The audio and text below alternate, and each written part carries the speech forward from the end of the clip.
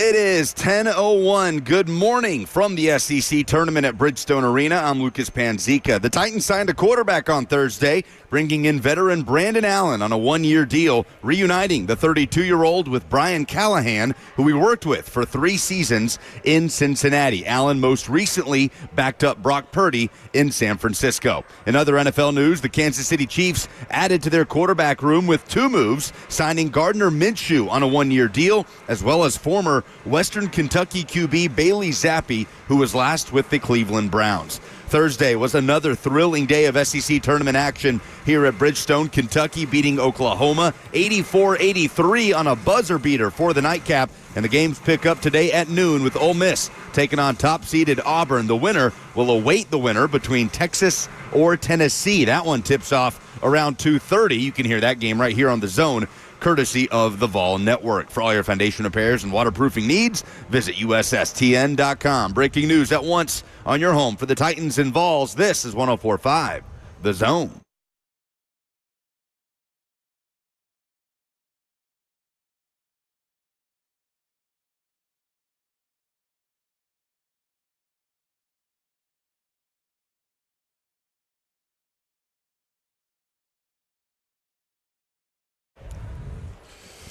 It is the most wonderful time of year. The sun is shining, the birds are singing, double overtime abounds, whether it be at the SEC tournament or for MTSU over Louisiana Tech last night. March is officially upon us, and it feels so good. The world of college basketball is where we're coming to you from today, certainly the SEC tournament.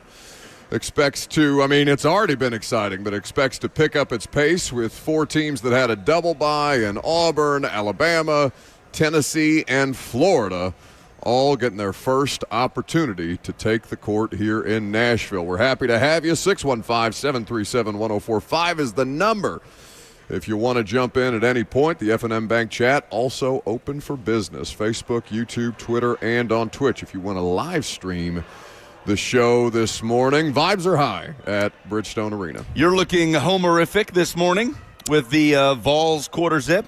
I get to actually enjoy basketball season now because the team that I love, who I also hate, Indiana, is done. I don't have to worry about them anymore. Certainly unless they go to the NIT, but, we'll save that for another time. So now I actually get to enjoy basketball. Like, I'm just going to go in there today and just sit and take in all of these games, lean back, and enjoy my favorite time of the year in the sports calendar. I see you switching up.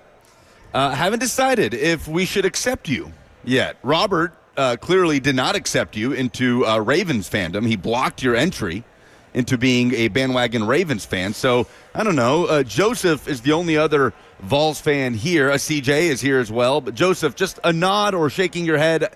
Should we or should we not accept Buck into the Vols fandom? Oh, he's thinking about it. That doesn't work on radio. You asked him to nod or shake his head. You talked. Did you hear him? No, I didn't. Buck shouldn't be a Vols fan. I don't care. I will just go find another team to root for because I'm going to enjoy college basketball day whether you want me to or not. I'm going to enjoy sports today whether you want me to or not. So whether it's Tennessee, Auburn, Alabama, or Florida, I'll go buy another pullover. That's fine by me. No, the games yesterday were so electric. much fun. And you were here for the duration. How much? Because I know you were doing high school basketball state championship updates, or was it state championship updates? Yes, state tournament. Okay. The championship games for girls, D1 girls brackets will be this weekend. Then boys will be next week. But yeah, quarterfinal, semifinal action. I was here until the end of the Ole Miss Arkansas game. Okay. And my goodness, what a finish. That was insanity. Back and forth the whole game. Some very controversial fouls late. Arkansas missing 2 free throws. Tie game, 84-84, I believe. 88-88. Arkansas misses 2 free throws with the game on the line. Allegedly, John Calipari told them to miss both. And Ole Miss goes the other way, hits a 3 with 2.5 seconds left on the clock. And then the half-court shot from Arkansas goes backboard, front rim, and out. And it's game over. And this place was insane. Yeah. It's just crazy how many fans have been here for all of these games. Like, it used to be we're broadcasting here in the concourse, and we could just go up and find a spot over here in the 200 level, right, and take a seat and watch all the games. You can't really do that now because you look around and it's slammed. You tried to, though. I had to tell you that we needed to get the good credentials as opposed to the casual credentials that allow us to move around because you thought we were just going to be able to go sit in the GA. The GA, it's tough. It's a tough ticket to get. I mean, it's a really damn near impossible ticket to get. Certainly, I know the callers have expressed some frustration with the pricing for the SEC tournament, but that's what it costs to get in the door for the best conference in college basketball right now. And, I mean, Texas with a thrilling double overtime win over Texas A&M yesterday in the SEC tournament. And as they continue to try and bid for the NCAA tournament, Texas, who needs these wins in the conference tournament more than anybody, I mean, they could help the SEC get 14 teams into the tournament. It's basically LSU and it is just LSU and South Carolina looking at from the outside in. It's like that SpongeBob meme you see on the internet where Squidward's looking out the window and SpongeBob and Patrick running around and having fun. That's South Carolina and LSU peering through the window at the other 14 teams that are probably going to get in the dance. Yeah, Oklahoma could have locked themselves in with a win over Kentucky. Obviously, that's a buzzer beater last night. Otega Owe again against his former team. How brutal is that? No, it's the best. Transfers. What do you mean brutal? That's excellent. For Oklahoma, he transfers from OU to UK. Regular season meeting, buzzer beater win for Kentucky by Owe, and then to cap a 27-point performance, he takes it coast to coast to lay it in with 0.5 seconds on the clock to beat his former team for the second time in the same season in the SEC tournament, and that was wrapping up at like 11:30 last night. Yeah. It's always fun, but to your point, this year it has a particular kind of electricity to it, and we're looking forward to the top 4 teams getting involved in the mix today. Auburn fans feeling very, very good. I was talking to Worth Campbell this morning about it. He's looking forward to it. He was decked out in his Auburn gear. I know Darren Bates brought the whole Raw Room podcast to do a live show somewhere from the bowels of Bridgestone Arena. I'd invite him on the radio show, but I know he can't get 10 seconds in without saying the F word or the N word, so we're going to avoid that. That is the loudest cart I have ever heard in my life. Oh, have you ever heard 4 wheels louder? You've never been in the bowels of an NFL stadium. I used to have to do the pregame show hits while people are wheeling food and beverages by me, and Blaine's asking me questions.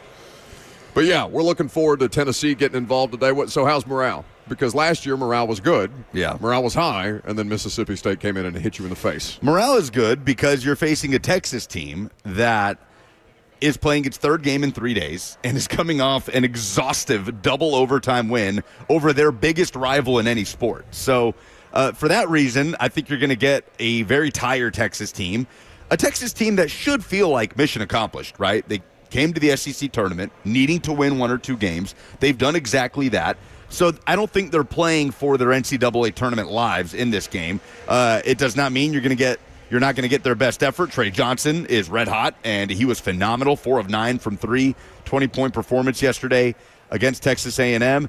That was another really fun game that just pushed the schedule back. But, vibes are high. I think Tennessee is fresh and motivated coming into a game where you face probably the most exhausted team so far that is still alive in this tournament. It was an awesome day of basketball, as we mentioned, not just in the SEC, but, of course, did you see the Louisville-Stanford game? Of course, ACC-powered Stanford getting taken out. Chucky Hepburn with a last-second shot to put them over the top and bounce Stanford out of the conference tournament. And then shout out to MTSU, who needs to improve on their free throws. That was got to be a bit of a slog down the stretch for them in their conference tournament. Watched a lot of CUSA basketball last night. But they were able to outlast Louisiana Tech in a game that also went to double overtime and had to have been exhausting. And MTSU survived both Louisiana Tech and the officials at the end, who just gave every opportunity on a ridiculous call. I mean, there was a lot of ridiculous calls, and fortunately they did not impact the games. Or at least most of the games. The highest profile games were not super impacted by the officiating, though the door was open for the Zebras to get involved. And I know Ross back in the studio is familiar with the impact that officials can have on a college basketball game at this point in time. Bert, how are you living back there? We've left you alone. Well, I guess it's just been you and Ross. Hopefully you're less gassy today. Much less gassy. He agreed to rub my tummy if it ever ached again, so we're sitting pretty. And I'm doing fantastic because the Pirates won their conference tournament game last night, beating UTSA 70-65. It is winning their third consecutive season of American Athletic Conference games under Mike Schwartz, former Tennessee assistant. So that's right. Congratulations to the Pirates. But they play my UAB Blazers tonight. Oh, it's going to be tough. I'm just happy they won Your our UAB game. Blazers. No, I don't care about UAB. I did graduate in their arena, though. Yeah, Mike Schwartz doing a great job with them. I think they had two All-American All-AAC players this year that they haven't had one of those since like 2005, so that was great for them. Is that a semifinal that they are in tonight? I would have to double check on that. I believe so. Let me. I think that would the quarterfinals. It is. They advanced to the quarterfinals. UAB is a good team. Andy Kennedy is an excellent head coach. So the schedule for today, Ole Miss and Auburn will get things started at noon. Then you have Texas and Tennessee at 2:30. You have Missouri and Florida at 6 p.m. And then if things go to plan and stay on schedule, which they, based on yesterday's results, would be a tall task, Kentucky and Alabama. Kentucky just keeps getting the late draw. I saw our arch nemesis Matt Jones of Kentucky Sports Radio saying that his pregame show went until damn 3 a.m. yesterday because of the Kentucky game. Wow, you just saw that on. You didn't run into him? No, I don't think they're here. I think they're doing their show at like Tin Roof or something like that, like Tin Roof on Broadway, which would make sense. You gonna step to him? Do you want to? You want to start a radio beef? I do have a pitchfork in the back of my Bronco. We can find a Starbucks. I'm sure. Oh yeah, there's got to be a Starbucks nearby. There's a Starbucks somewhere. We can bring the drama of the NFL Combine and the insider beef to the SEC tournament if you want, because of course everybody cares about the number 1 and number 2 mid-market sports radio shows in the country. Duking. Well, actually, they're 3 because we're better than them this year. So Tennessee will be in the NCAA tournament. Vanderbilt should be in the NCAA tournament. We expect. We know Lipscomb will after winning the ASUN last weekend. Shout out Mickey Ryan. And MTSU could be the final of a 14 quartet. I believe that would be it from the state of Tennessee. But, yeah, like you said, double OT win against La Tech last night. Oh, so Casey Alexander at Belmont stuck with us, huh? As the tournament analyst we have now. Yeah, Belmont did exit the Missouri Valley Conference tournament last week. So their season is over. But another 20-win season at the curb. Well, it's always good to have college basketball in our lives. We're looking forward to an excellent day of college basketball to continue what has been an excellent Memphis. Right, forgot about Memphis. Of college basketball. Shame on you, the Memphians are going to come for you. They can continue that East Tennessee, West Tennessee feud that's ongoing, it seems, until the end of time. 615-737-1045 is the number. If you want to get involved, we'll be talking basketball all day. We'll also get into NFL off seasons everywhere. How have teams fared in free agency? Of course, we know the Titans. I mean, it must have been as soon as we signed off yesterday that Brandon Allen signed or agreed to terms with the Tennessee Titans, the team announcing all those free agent deals, or most of those free agent deals. I think they've announced basically everybody that we've seen reported at this point in time. But we can go through the list. We'll talk about how we feel about the rest of the NFL and in comparison with the Titans and the free agency frenzy that we've had. I'm Buck Rising. It's 104.5 The Zone.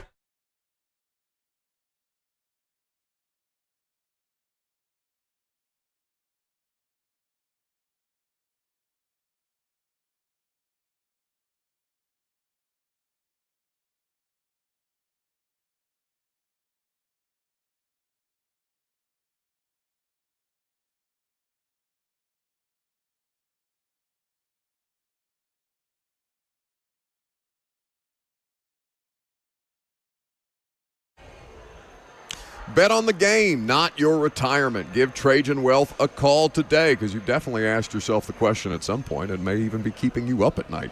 Will I have enough money when I retire, or when should I draw from Social Security? If you are being bothered by those kind of questions that are out there in the universe, then let me introduce you to the team that's there to keep you on the right track and guide you through it. That's Trajan Wealth. Trajan Wealth, not just any financial firm. They're your partners in securing your financial future.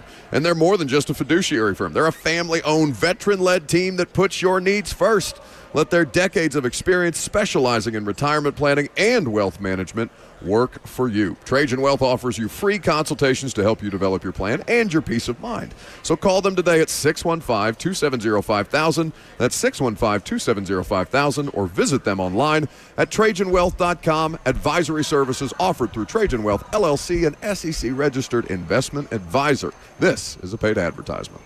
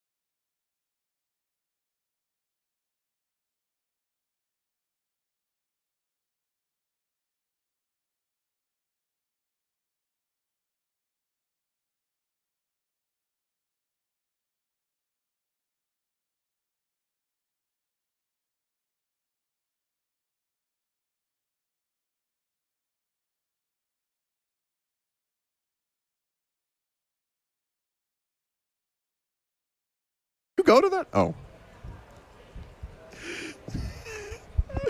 Welcome back to the show. We are fueled by Hatty Bees Hot Chicken, of which I forgot, Lucas, it's free delivery week at Hatty Bees.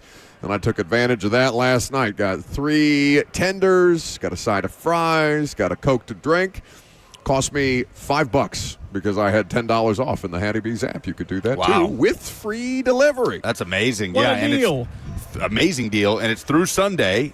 SEC tournament action happening through Sunday. So just find yourself a spot on the couch, order some Hatty Bees with free delivery, and watch all the action. Absolutely. Or if you're here at the SEC tournament or planning on being at the SEC tournament, you can simply walk across the street to 5th and Broad. Go take advantage of the Hatty Bees that is in the 5th and Broad. Is that an outdoor mall? What is it? What do they call that technically, 5th and Broad? Like Assembly. I mean, you got Assembly Food Hall over there. Yeah, but I'm talking about the entire 5th and Broad compound because they got shops, they got restaurants, they got all of it. It feels like an outdoor mall. Kind of.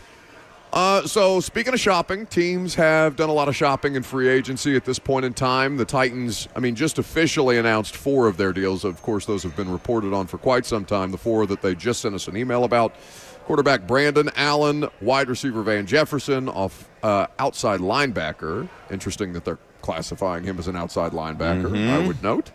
Draymond Jones, and safety Xavier Woods. So let's go around the room and talk about whose offseason we like the best and whose offseason in the NFL we like the least. And then we can talk about the Titans within that prism, because I think there are some interesting things to dive in, but I do not think that anybody would call that, and nor does it have to be, because it's not the most important thing. Winners in free agency, as evidenced by the Titans last year, I was about to say, rarely translate to winners on the field. So, for example, the Patriots are big spenders. They think they have a quarterback situation, but the Titans thought they had a quarterback situation last year. Spent, $280+ million around him, only to be the worst team in football. We'll see what happens with New England and Drake May, but obviously they are one of the biggest spenders of the offseason. That does not necessarily translate directly. In fact, it rarely translates directly to win. So, Robert, why don't we start with you? Where in the NFL did you think a team besides your beloved Baltimore Ravens had the best offseason so far? I would have to take the easiest play off the board and think it's the Washington Commanders. They are a far better team now than they were in the NFC Championship game, acquiring Laramie Tunsil, acquiring Deebo Samuel, keeping a lot of their own pieces, Bobby Wagner returning, Zach Ertz not retiring, pieces of their defensive line with the exodus of Jared Allen, having that team's core in place and then adding pieces around Jaden Daniels that can supplement him. No longer is he going to have to stretch and stretch and stretch to hit that Hail Mary to Noah Brown down the field. They got him weapons, they got him protection, and they kept that defense's nucleus together. So I've got to take the easiest play off the board and go with the Commanders for me. And who had the worst, in your opinion? Ooh, that's a little tougher. And I'm going to go with the team that added or that sent away their best offensive lineman to the Commanders. I'm going to say the Texans. They have spent a wide amount of money on a lot of one-year deals to fill patches, fill holes without a clear plan at left tackle. Now, Cam Robinson is still out there as a free agent. He has yet to sign with the team, so they could fill it. But then you're adding an average player to fill what some would call the best or second best left tackle in the sports. The Texans have not done anything that made me go, oh, yeah, the Texans are in a way better spot than they were, especially when you're in that rookie quarterback window. It seems like they had their firework offseason last year, bringing in a ton of defensive help into Danielle Hunter for the defense. This year, a little lackluster for me. I think the Texans are having a bad offseason. So let's talk about these two teams, and then we'll get to. I'll go last. Lucas can go next, and then I can go last, and we can talk about each of these teams within the scope of this. So Washington brought back, as Bert said, a couple of key pieces. I like that they brought back Marcus Mariota. I think he's the perfect kind of mentor-type veteran quarterback to be a positive influence, to continue to be a positive influence on Jaden Daniels. A nice deal, too. What did he get, $8 million? 1 year, 8. Yeah, that's pretty good. So they traded for Deebo. They traded for Laramie Tunsil, and they have continued to add pieces and parts that make you feel like, all right, this thing is going to be sustainable without necessarily going over the top, right? They didn't spend a crazy amount of money, but they did trade assets to go get quality players. Now Deebo is going to cost more money, and it's fair to expect that Laramie Tunsil would at some point start to ask for an increase in pay because he has, I think he's done it at least two, if not three different times where he alone has reset the left tackle market. So I'm curious to see what happens there with the contract negotiation. But the one deal, though, Bert, that I'll push back on with the Commanders, Javon Kinlaw got a 3-year, $45 million deal, $30 million guaranteed. He's not a good football player. Yeah, not the best, but they have a deep defensive line rotations where he can be used kind of as a fill-in guy, as a guy to come off the bench for them, like we talked about last week with Allen leaving. They have Jerzon Newton. They have a full defensive line. So as a rotational guy, I don't hate it. But again, do you want to pay a rotational guy $15 million a year? Lucas, who's your favorite offseason or favorite free agent haul that you've seen in the NFL so far? I'll go offseason as a whole. I really like the LA Rams. Just because I don't know if there was a team that had a bigger pivot point in LA than LA this year, in the Rams. Well, they kept their quarterback. Exactly. Early on, there was that decision of, that's the way we were talking about it. Could Stafford actually end up a Giant or a Raider? Or, those are the teams that we thought to be in the sweepstakes.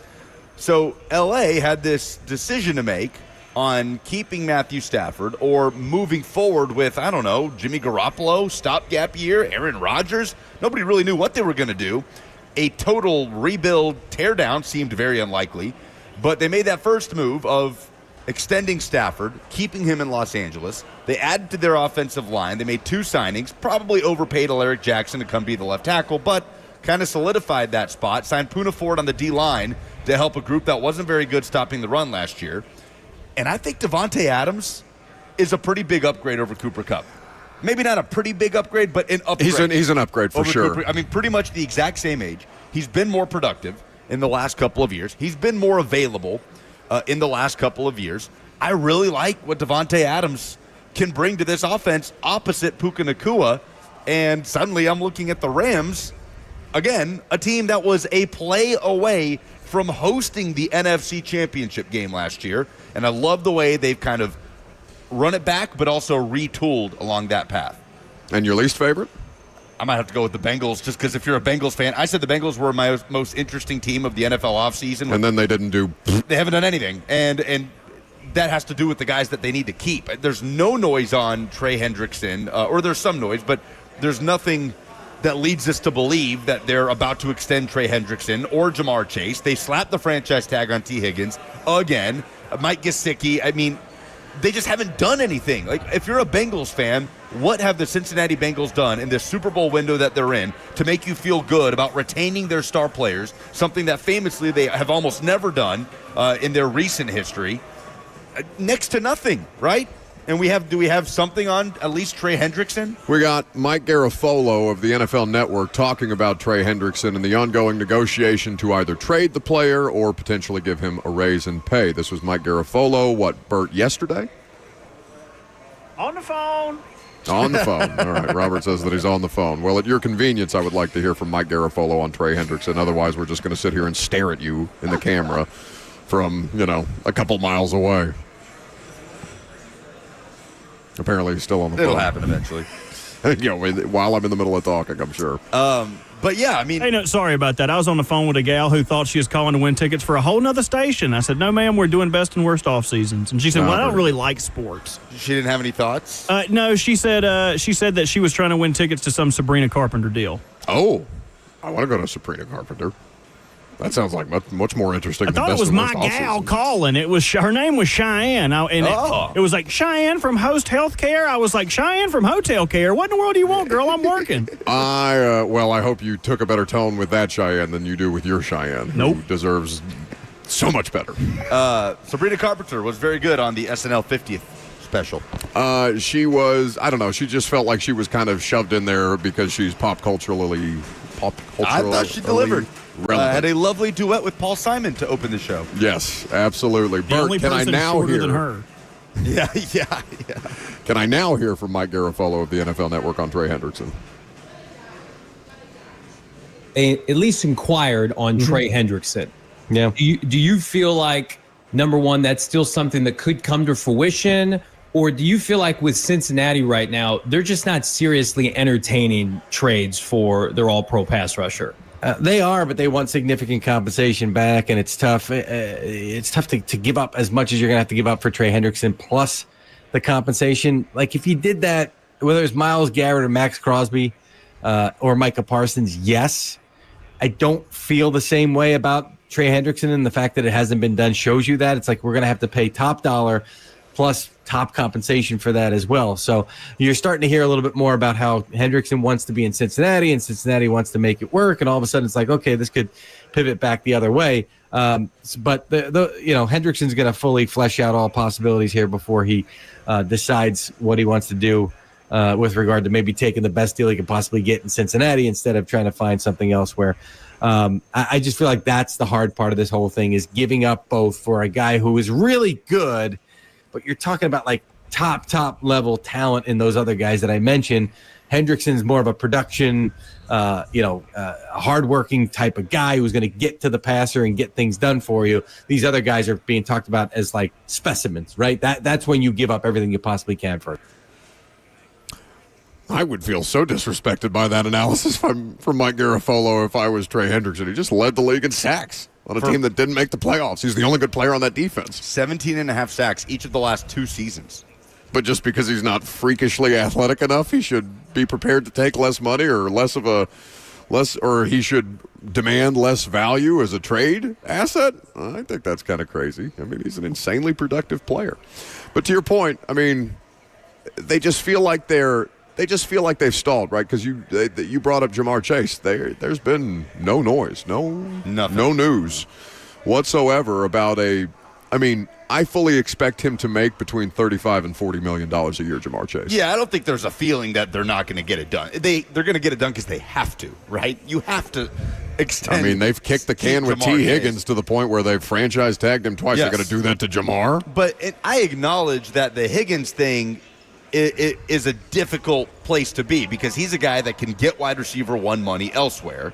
And it's a rare situation to be in when you have a player that can demand that type of contract elsewhere, but you also have the best receiver in the NFL opposite him. Now, it is, I think, something of their own doing, the kicking the can. How good have the Eagles been at this? At just getting guys done early, getting deals done when maybe they could wait an offseason or 2, but just doing it because you know it's going to be looming and you know you're going to have other players to take care of and you can afford to kind of spread that out a little bit. And the Bengals, it's almost like, we'll get to it when we get to it, right? Like the Cowboys have done some of that with CeeDee Lamb and Micah Parsons, and I know they got Lamb done and now Parsons kind of looms.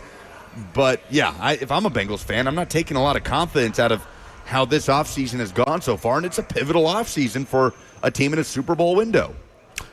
My favorite NFL offseason so far that I've seen, and I'm probably going to regret this because I've changed my mind on this a couple of times. I like what the Arizona Cardinals have done. I like what the Tampa Bay Buccaneers have done. I think my favorite offseason so far is the Bears. Yeah, I like the Bears. I'm with you. The Chicago Bears directly addressing the offensive line, the thing that gave their rookie quarterback the most amount of problems beyond, an incompetent head coach who was fired halfway through the season, who felt like a lame duck head coach heading into the season. They should have just fired him prior to 2024, but whatever.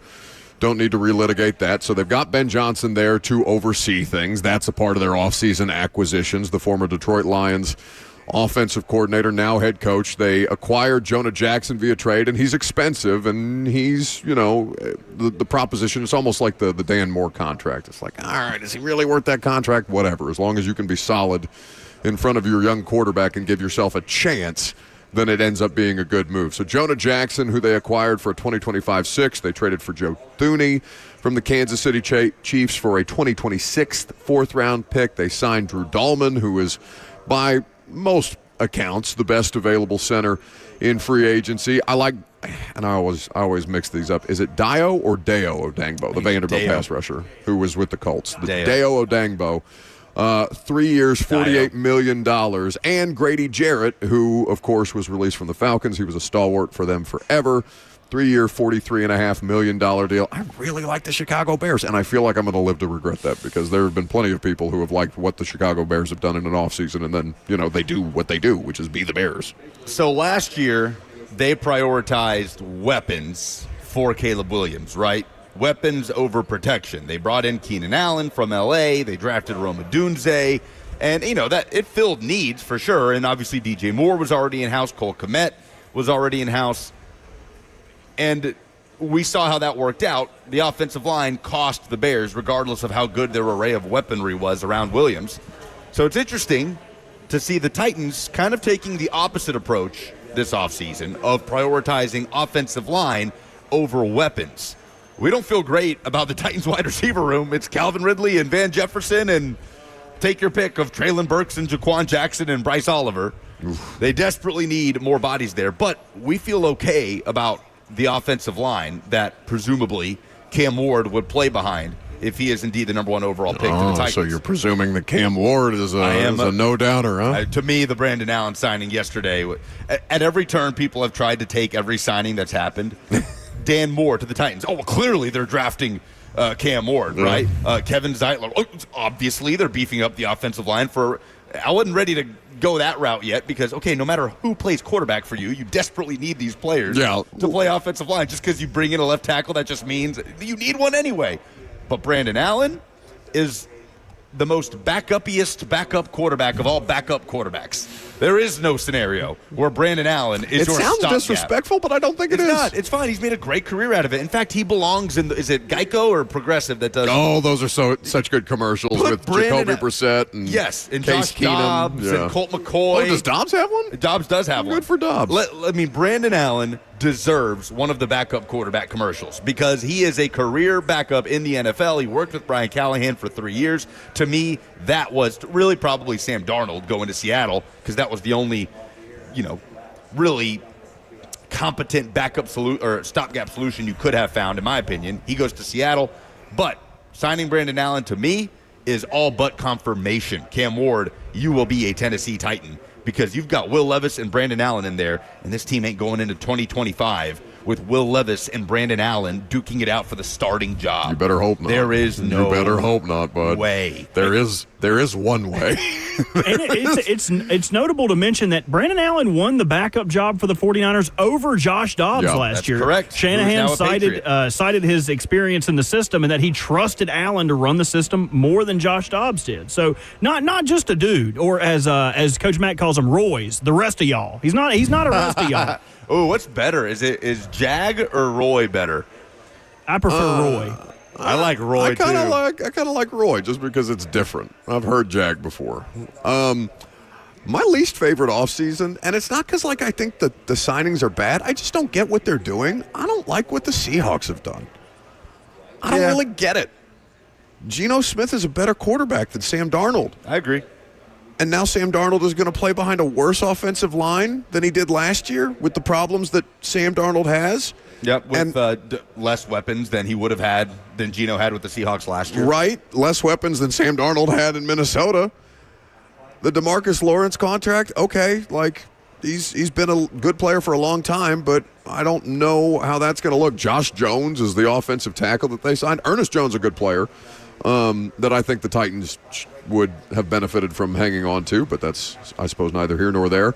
He re-signed a 3-year, $33 million deal. But, I don't really – my issue with Seattle's offseason is I don't get the plan. What is the plan here? And the plan may obviously have more layers to it with whatever John Schneider's trying to do. But, I think the one of the unhappiest fan bases that I've seen, and it's just social media where people are perpetually unhappy – but Seahawks fans seem really pissed at what John Schneider's doing, even as he's gained draft capital out a couple of these moves like the DK trade and the Geno trade, and they've gotten the best available free agent quarterback. I don't know, man. That doesn't put – Seattle won 10 games last year and didn't make the playoffs. Now, the good thing about Seattle, though, is don't they have the most picks in the NFL draft this year now after the DK trade? They do now. So they have a lot of ammo to either add in the draft, add experienced players through trades. This kind of feels like what San Francisco's doing a little bit, where it's like a soft rebuild. Right, where they're not really trying to take away their competitiveness, but they are moving pieces away that were either likely to be traded, likely to need a new contract. Geno Smith, it was the final year of his deal. They get Sam Darnold for a cheaper deal. Now, while he doesn't have the same weapons, I agree with you there. They do have an offensive line in place where Josh Jones doesn't have to start, right? They famously found both of their tackles in the 2020, what was it, the 2024 draft? Yeah, 2022 but the draft. stink. Charles Cross isn't bad. I mean, they're both average tackles, but they have tackles in place who are on rookie deals. They're not overpaying either one of those tackles. 615-737-1045 is how you join the conversation. We're at the SEC tournament. Do you have an SEC stat of the day? I sure do. That's next.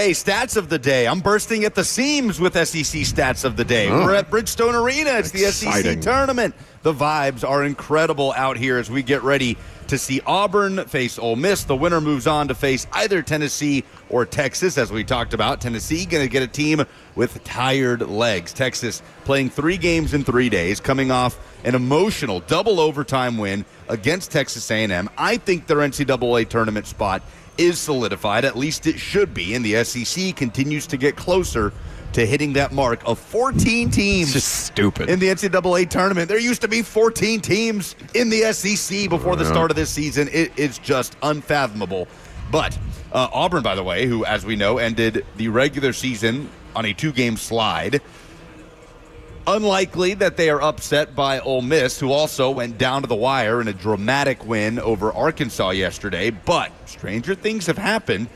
And if that's the case, I don't think anything changes the fact that Auburn's #1 overall seed in the NCAA tournament. But wouldn't that be interesting? With the season that they have had to go into the big dance on a 3-game losing streak. It just means more, baby. Come on, give me a little drama. I mean, there was a point this year where I didn't think Auburn was going to lose 3 games, period. Yeah. So we'll see what happens. That game tips off in an hour and 13 minutes. But 3 of the 4 games yesterday were decided by a combined 9 points. Obviously, the day wrapped up with Otega-Oweh, a coast-to-coast buzzer-beating lay-in for Kentucky to beat Oklahoma, the former Oklahoma Sooner, buzzer-beating his former team for the 2nd time this season.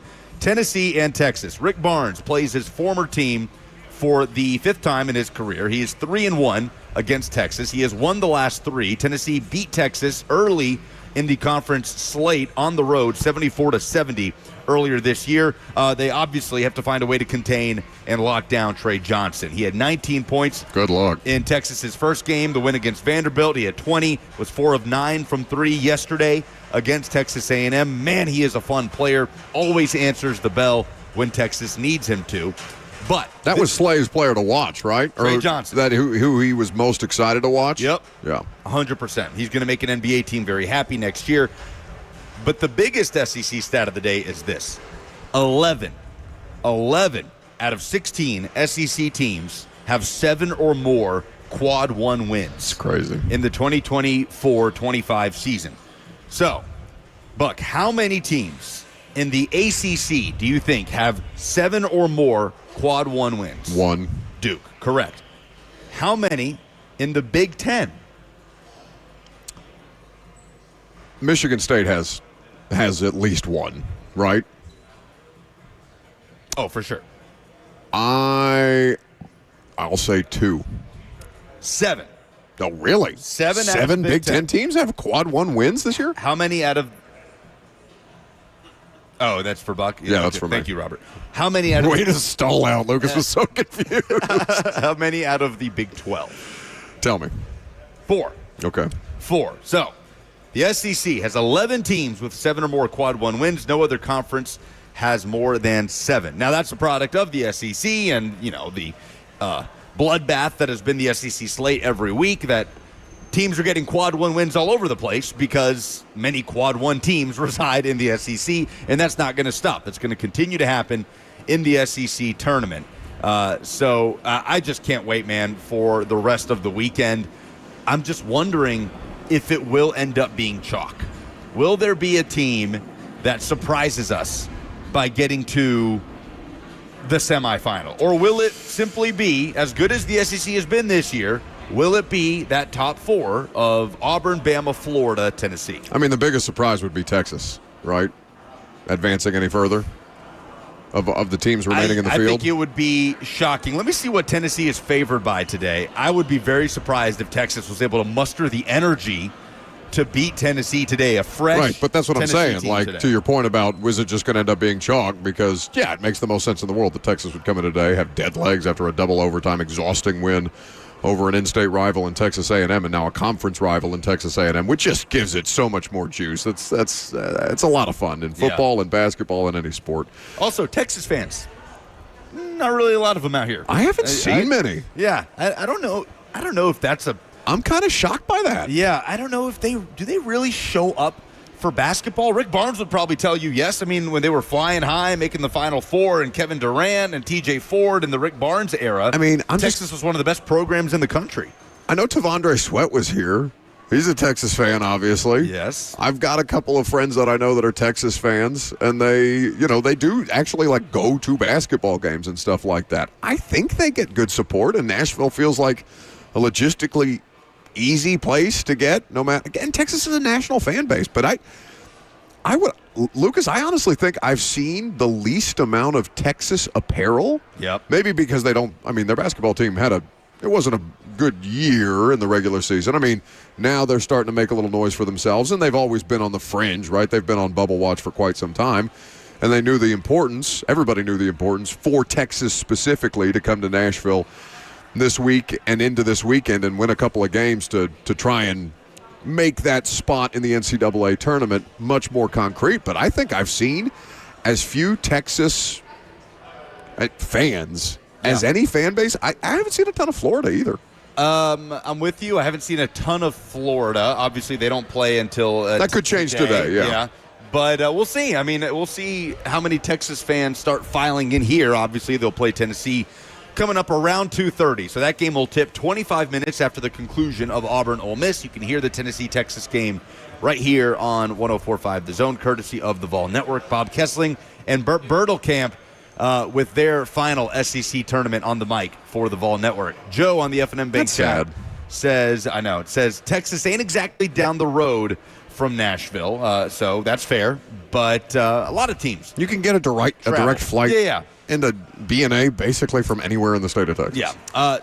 But in terms of who could make a deeper run, Kentucky comes to mind. Kentucky will play Alabama. So that feels like the best opportunity for one of these top 4 seeds to get upset heading into the semifinals. That game will happen later on tonight. I believe that's the last game of the night tonight, the nightcap here at Bridgestone. Tennessee, by the way, 9.5-point favorites against Texas per FanDuel Sportsbook.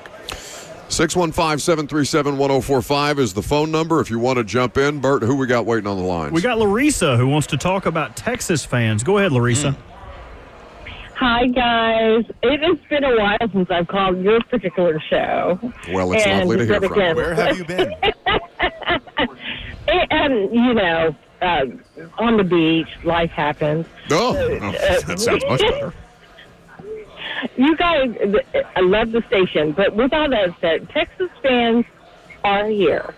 And this is the battle of the oranges, and it's going to be a great game. And, if it's University of Texas, University of Tennessee, so the battle of the UTs. And I just, I love the station again, but this is going to be a good ball game. And I'm going to hang up and listen. Okay. Well, we appreciate your call. So Larissa saying that Texas fans are, in fact, in the building. A lot of teams in orange. For sure. You got Auburn, you got Florida, you got Tennessee, you got Texas. Yeah, there's all sorts of ties. There's obviously the battle for the real UT, the Tennessee orange versus the burnt orange, and the Rick Barnes aspect as he goes up against Rodney Terry, who was his number 1 assistant for a long time at Texas. I'm always reminded of the time that Rick Barnes was hired by Tennessee. I want that kid's hat. That kid that you just gave an awkward thumbs up to as he waved his pom-pom at you. He waved his pom-pom at me. Yeah, so you're just going to do the awkward thumbs up at him? Kirby, go wrangle that get him, child. Tiger. Kirby, go grab that child. Yeah, Kirby, quickly, go steal that hat from that child, please. That hat from I would like that hat and bring it back in. At some point today. Don't give him any explanation. It's a net. It's a basketball net. It's a good look. It looks like a basketball net beanie. No, Joseph says he's going to go get him. Go run, Joseph. Run after the child. Do not actually go steal that child's hat. Yes, bring it on stream. We want that child's hat. Yes, go get me a hat. That'll be Joseph's first contribution to the radio show ever. No, but I'm reminded of Rick Barnes' press conference. His final press conference as the coach at Texas, and he was asked the question, are you going to coach again? He said, I am going to coach again, and sooner than you think. And the next day, he was on a plane to Tennessee, and the rest is history. All right. Bert, do we have more phone calls? Yeah, we can squeeze Chuck in here. Chuck in Clarksville wants to talk about Tyler Boyd and the Brandon Allen signing. Go ahead, Chuck. Hey, guys. Just wanted to say, if you're looking for like a Geico commercial for Brandon Allen, you can have the husband sitting down looking for travel plans and can't get anything going, and the wife opts in Brandon Allen and said, hey, Brandon's really good at these travel arrangements. He goes everywhere. So that would be a good one for Brandon Allen. And then as far as Tyler Boyd, are the Titans seriously looking to re-sign him, or are they going to let him go and maybe pick up, a player in the second or third round, wide receiver? There hasn't been much noise about Tyler Boyd anywhere. Yeah, and I have not seen anything. That's a fantastic idea for a Brandon Allen backup quarterback commercial, or for any journeyman backup quarterback. This will be his sixth NFL team since he was drafted in 2016 as a sixth rounder. Yes, we've got hats. Oh, nice. This is what I want. I love this. This is excellent. Is this going to fit over my headset? This is going to be awkward. We're going to look really weird, but I'll do it anyway. Oh, fantastic. Okay, very good. Speaking of Titans, not transactions, a different kind of transaction, because there's a little bit of news about the voice of the voice of the Titans, who will replace now Mike Keith, who has become the voice of the Vols, and we can get into that coming up next.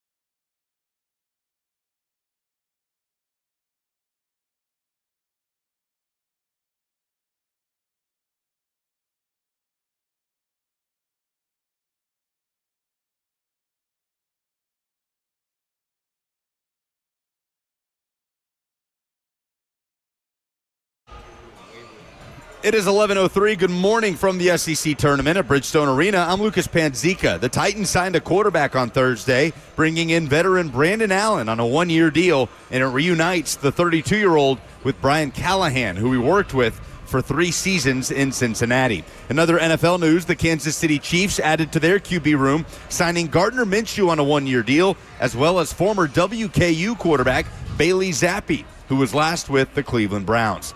Thursday, another thrilling day of SEC tournament action, and the games pick up today in an hour. Ole Miss taking on top-seeded Auburn. The winner will await the winner between Texas or Tennessee. That tips off around 2:30. You can hear that game right here on The Zone, courtesy of the Vol Network. For all your foundation repairs and waterproofing needs, visit USSTN.com. Breaking news at once on your home for the Titans and Vols. This is 104.5 The Zone.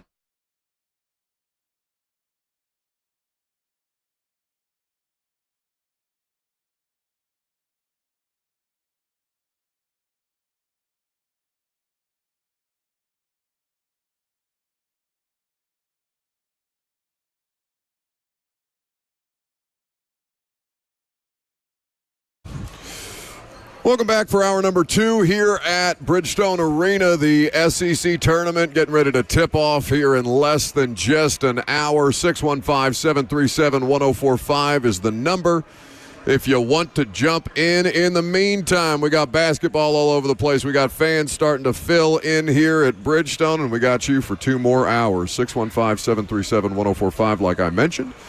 If you want to get involved, F&M Bank Chat. If you want to live stream the show today, Facebook, YouTube, Twitter, and on Twitch. So some developments, Lucas, in the replacement for Mike Keith as the voice of the Titans. And I wonder if you would not like to describe for the audience what your experience has been, because I know that I tend to make things, a joke, but this is a serious thing that they're trying to do. It's you can't replace. Let's start there. You can't replace Mike Keith. Yeah. Okay. Nobody's replacing Mike Keith. No matter who they hire, they're up against it. It's kind of like the Alabama head coach that follows Nick Saban. What's his name? Kalen DeBoer. Whatever. Come on. He was at Indiana for a while, wasn't he? He was the offensive coordinator.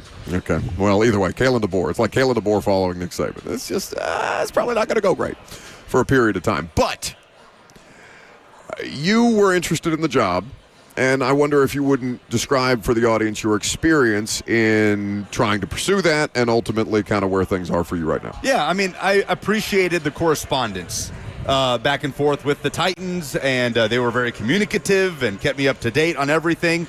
And obviously, the Titans, and go ahead with what is the reporting that you have on it before we move forward with? Okay, so 3 people.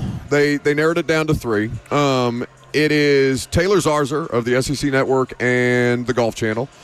It is J.P. Shadrick of he's had a bunch of jobs, and he does a bunch of work for the Jags, the Jaguars.com, Jags Radio Network. He's also done a lot of work for Westwood One Sports as well. And then Jonathan Hutton, who, of course, Zone fans know. Yeah. And continues to do work here in Nashville for Outkick. So those were the 3 finalists that they had. Leader in the clubhouse, Taylor Zarzour.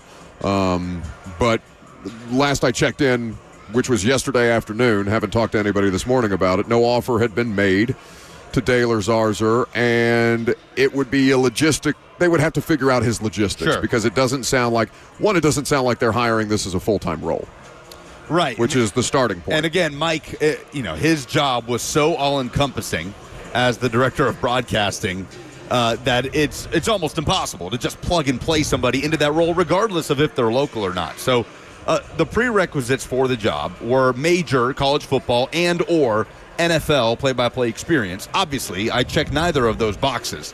But I appreciated their communication and correspondence with me as, a local candidate. And if Taylor is who ends up getting the job officially, he's a fantastic broadcaster. I've followed his work for a few years, SEC Network, ESPN, PGA Tour Radio, and he will do the job very, very well. Like you said, I don't think there's anybody on this planet that would kind of fill that void emotionally for Titans fans that Mike Keith left, right? Maybe Jim Nantz, like walking out of the CBS TV booth to be the voice of the Titans is the only Kevin thing. Harlan. Exactly. That would have Titans fans like, whoa.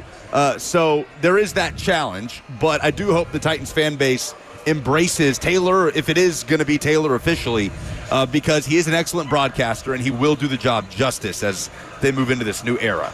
Speaking of Jim Nantz, he called and left a personal message endorsing Taylor Zarzer's candidacy as the next voice of the Titans. But that's the thing, like, to your point about no one person is going to be able to fill the void for Titans fans that Mike Keith left. And, you know, for Titans fans who are also Vols fans, he's not leaving you, right? He's just changing the days that he'll be in your life. You'll hear him on Saturdays instead of Sundays right here on The Zone. It's a great blessing for us as well to be able to still have Mike Keith in our. I mean, hell, we'll probably talk to Mike Keith more now that he's the voice of the Vols as opposed to the voice of the Titans, respectfully. I think that with this though, they had no idea. I mean, they have an idea of what Mike Keith does, right? But Mike Keith is a vice president, or was a vice president of an NFL organization, okay? You know who else had the title of vice president? Rand Carthon. Yeah. So this person was the vice president of broadcasting for an NFL organization, and he ran the show. Like, you don't have to worry about Mike Keith's department. Mike Keith's going to take care of it. So my understanding is the Titans had to do an internal audit to just figure out everything that Mike Keith did. Beyond, we know he does the games, and we know he does the podcast, and okay, he does Kiwanis too, and he goes to Rotary Club meetings, and he does what else, and all these different things that fell under the Mike Keith umbrella. So I almost think it's not even viable to hire just one person to fill that job. So again, they'll have more plans, and if more information becomes available about an actual offer being extended to Taylor Zarzer in particular, then we'll keep you updated with that. But it sounds like they're trying to figure out Zarzer's logistics, because I don't think he's going to give up SEC football games. Sure.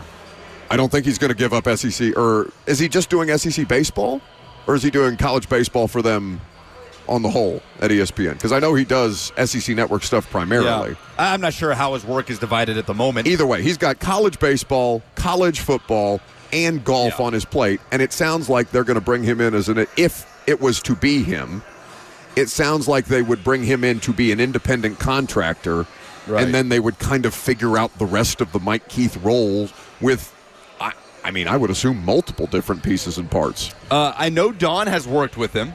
Oh, really? With ESPN broadcasts, so she would have familiarity. I know Will Bowling shadowed him at one point when he was a student at Tennessee during the ESPNU Campus Connection experience that many students, including myself, have done at Tennessee. I met Taylor once at the Neyland Stadium press box. I doubt he would remember. This is probably 2018. Robert, find him.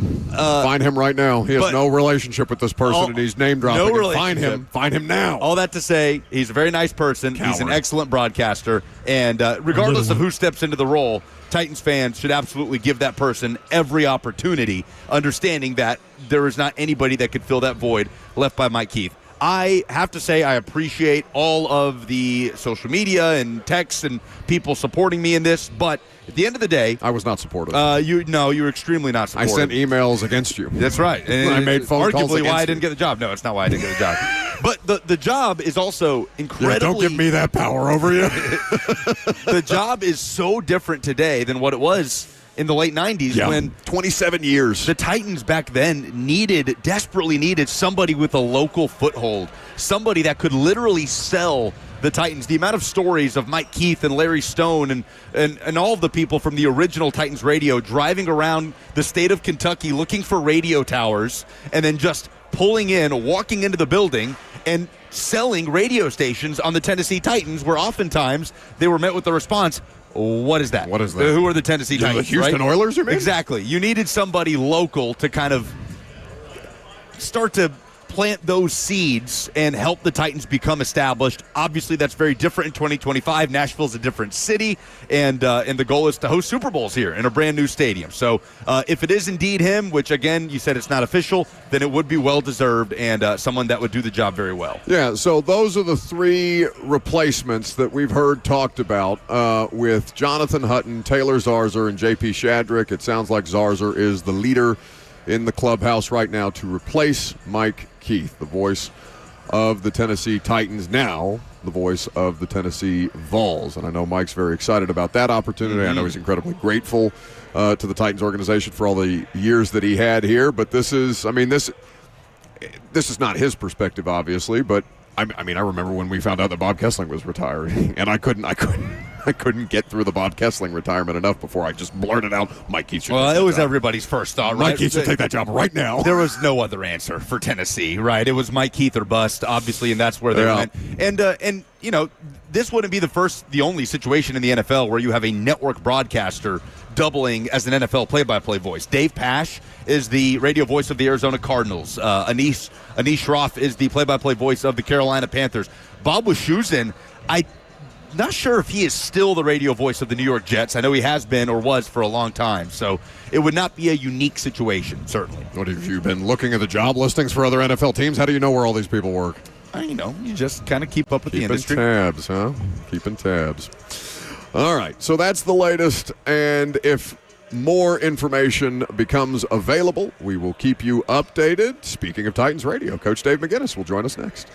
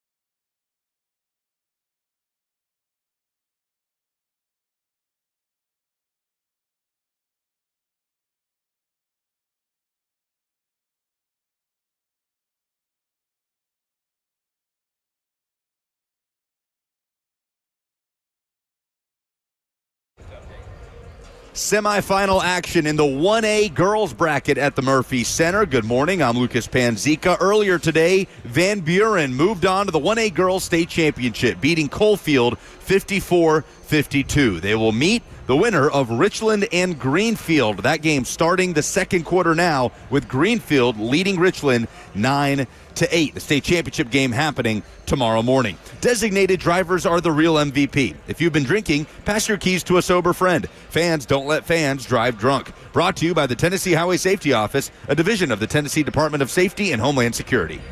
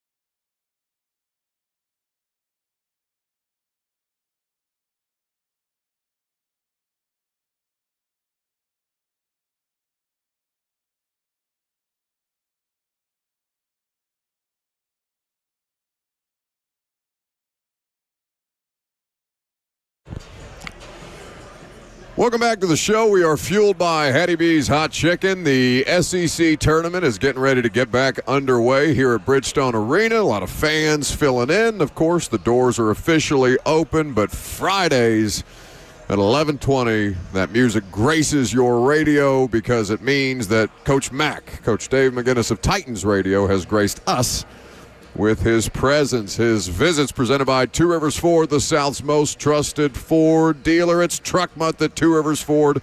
Go check out all their great F-150s on the lot in Mount Juliet or online at tworiversford.com. Happy Friday, Mac. You watching basketball anywhere, or you still just underwater in draft coverage at this point in time? Well, I'm not underwater, but I'm swimming in the deep end of the pool and this stuff, because we're going to do next week. We're going to do a pretty extensive series of podcasts on the draft coming up. To be able to go through all the positions and be able to highlight some people both at the top of it, the middle of it, and the bottom of it. So we're going to be bunkered up, doing quite a few podcasts next week, before the draft. But I always watch it. I love the SEC tournament, especially this year, because the SEC basketball teams in the SEC, as you guys well know, you guys are much better versed on it than I am. But there's some really good teams to watch, and of course, the interest here in Nashville, just downtown, because I go downtown to do quite a bit of business and have meetings and stuff. At this time of year, it's crazy. It is just unbelievable the way that that draws people into here. So I'm dialed into it, I promise you. Well, we know Coach Mack is always dialed in, no matter what the subject matter is. So, Mac, since you guys are preparing for those extensive podcasts and deep dives in preparation for the NFL draft, we know that free agency helps inform how teams will go about addressing their draft needs, and a lot of the deals announced over the last couple of days, specifically with the Titans now made official by the team. It seems that the trenches is a trend for Mike Borgonzi. He's talked about building through the trenches first and foremost since he officially got the job, and I think that's what we've seen come to fruition in free agency thus far. No? Yeah, well, right, Buck. You were at the combine with us, and I know you spoke to Mike Borgonzi there, and that's what he said all along. That's what this front office has talked about. Once they came here and started putting things together, is that they recognized, and it's it wasn't a secret that the especially the offensive front had to be addressed. That's something that had to be addressed and had to be addressed in several ways. I think the move that they made as far as getting a viable left tackle in here that's got starting NFL experience and has played a lot of games at that position, and then moving Latham over there to the right side. That immediately made it better, and then to get Zeitler in here as a right guard. Look, the Zeitler signing is a little bit reminiscent to me of what happened when the Rams were trying to piece together a front once they had made the quarterback trade, as to when they got Whitworth in there. If you remember that move, a veteran that had been someplace for quite a while that decided to move. That solidified that. I think without really seeing them perform together, I think even the biggest critic would have to say that offensive line on the surface is much more solid and much more viable than it has been probably in at least 3 seasons there, with the Titans. And so that's a good start. It by no means finishes anything. It's a start. There are still a lot of slots to fill on this roster just because of the state of the roster and as to where it is. And you've got to do it. You have got to do it, incrementally. You really do. You're not going to be able to do it all at once.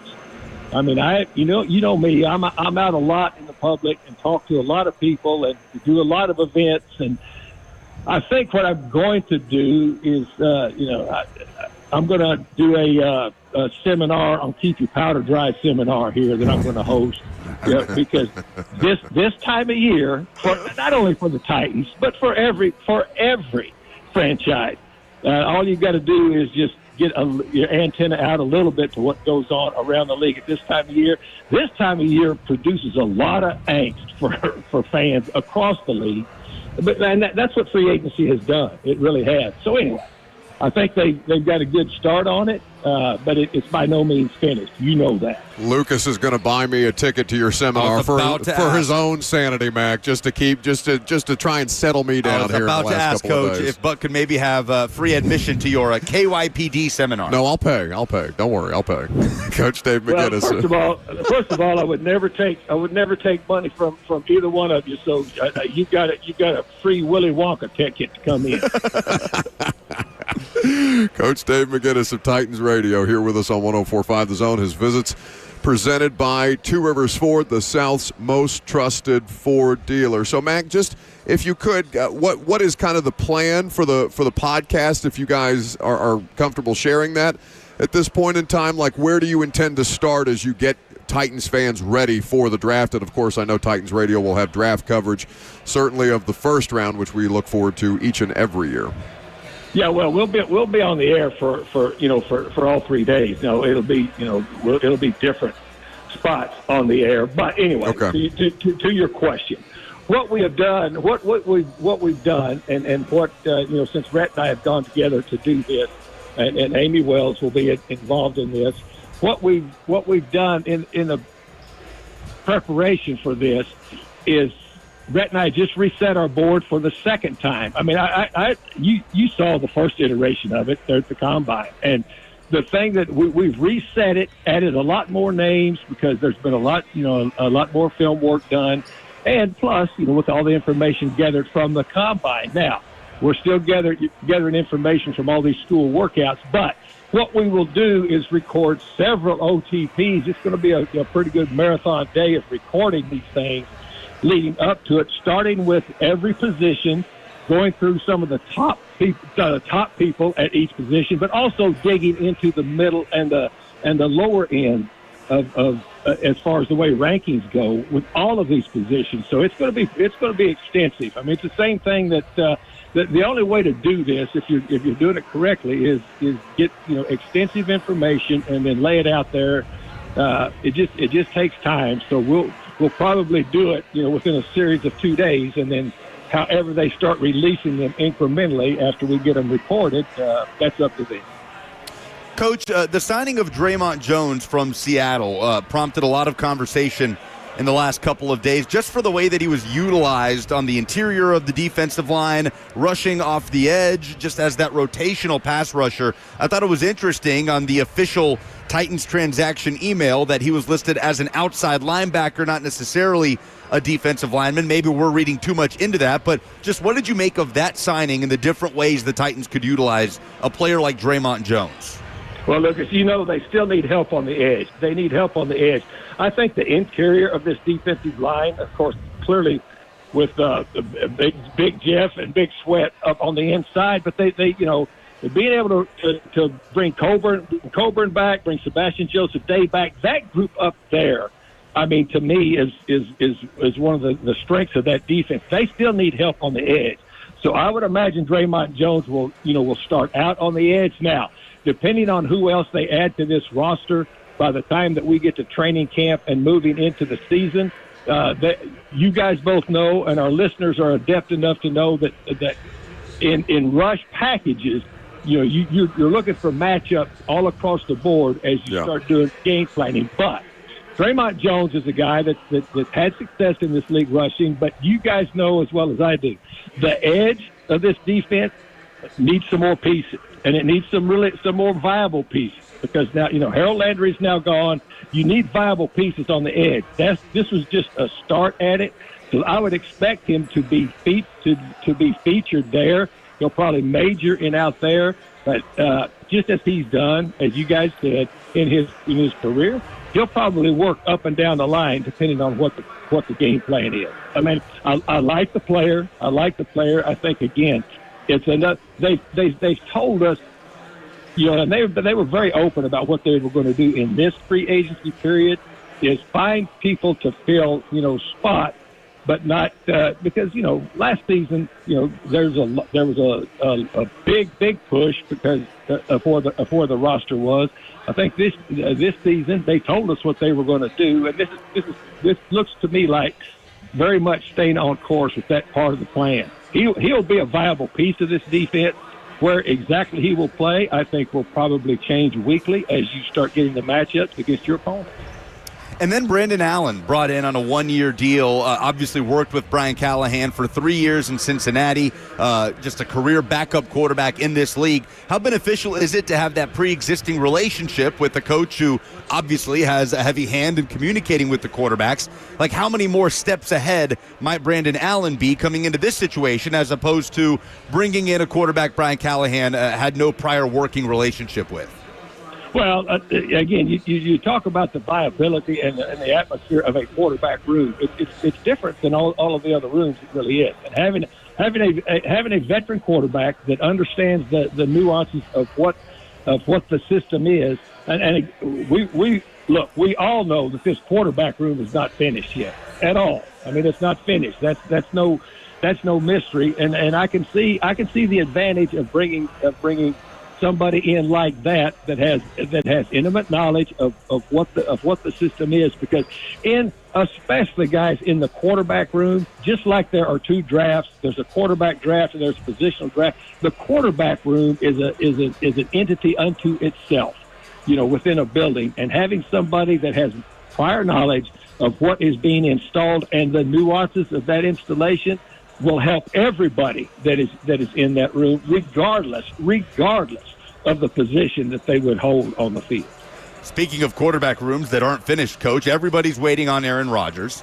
I'm just so curious, if you were to put yourself in the shoes of a Brian Daboll, a Joe Shane, anybody in that Giants front office that clearly quarterback is a huge need. There they are sitting with the number 3 overall pick, and I feel like Rodgers' decision, Coach, could very much impact the Giants' approach in the draft, or whichever team he ends up landing on. How tough of a position is that, where Rodgers, if he wants to, can carry this out through the summer, could carry it through the draft and after the draft?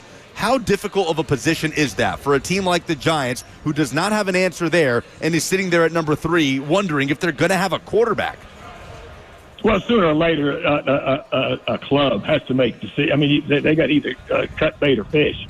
A club does. They can't sit. They can't sit and wait forever. I mean, you guys might know. I don't know. I don't keep up. Where is Aaron Rodgers right now? Do you know? He's in Australia on the beach with a blanket around his shoulders, listening to music. Mac, there's pictures that are TMZ is scooping up and putting out on the internet. Looking forlornly out into the horizon, Coach.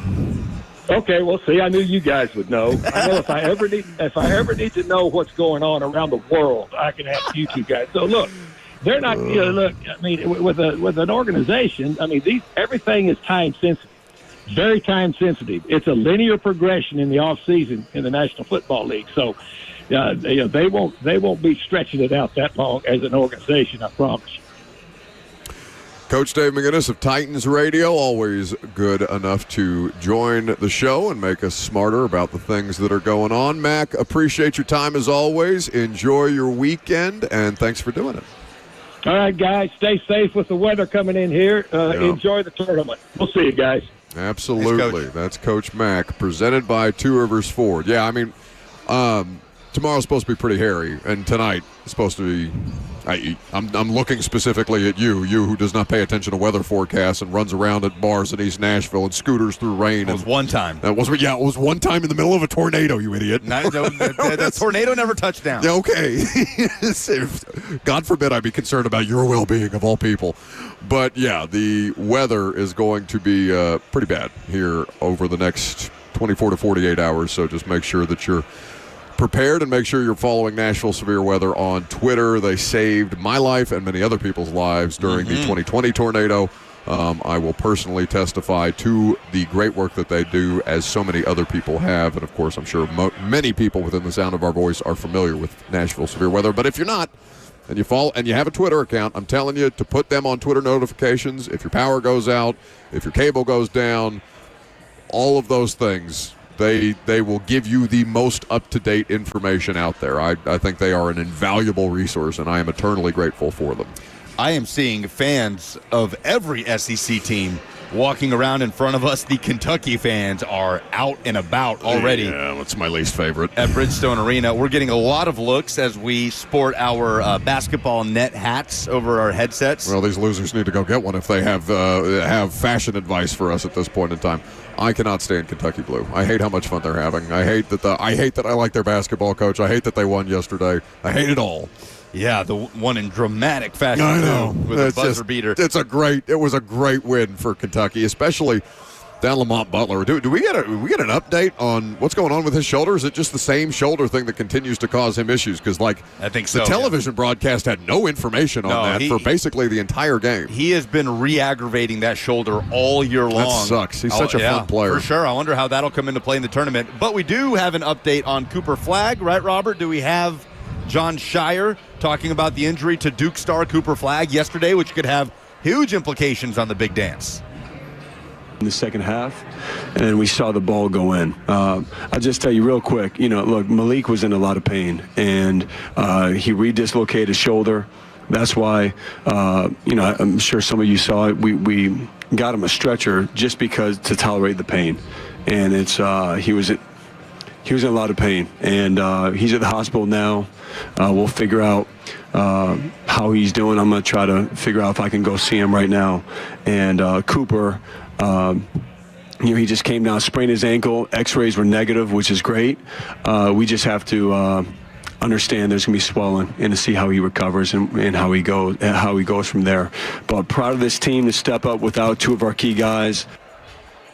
So that is Duke coach John Shire with a couple of injury updates, and Cooper Flagg, obviously the basketball-consuming nation, held their breath when he went up for that rebound and came down in a bad way on his ankle. So glad to hear that it's nothing overwhelmingly severe at this point in time. You wouldn't play him for the rest of the ACC tournament, would you?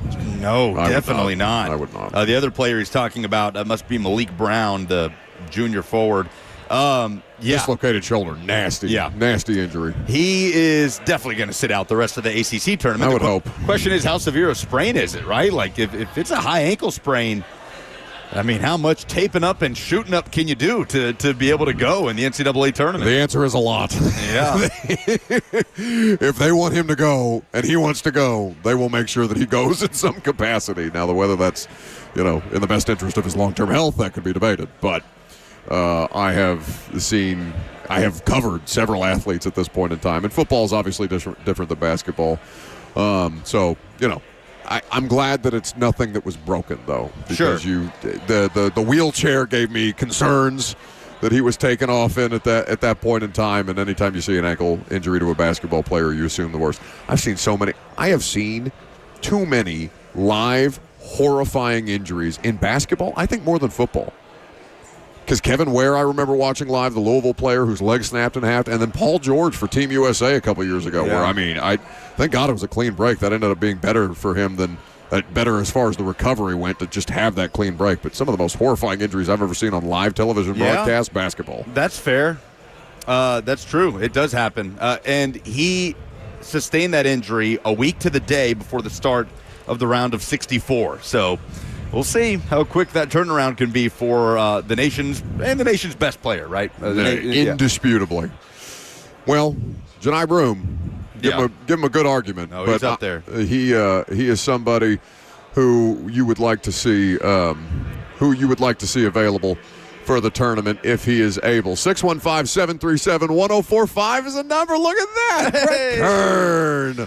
Oh, what's looking going good on, brother? Love seeing a Toledo Rocket in Balls gear. That's awesome. Balls gear. Well, this is a timely opportunity for us to take a break so we can talk to our friends. I'm Buck Reisig. It's 104.5 The Zone.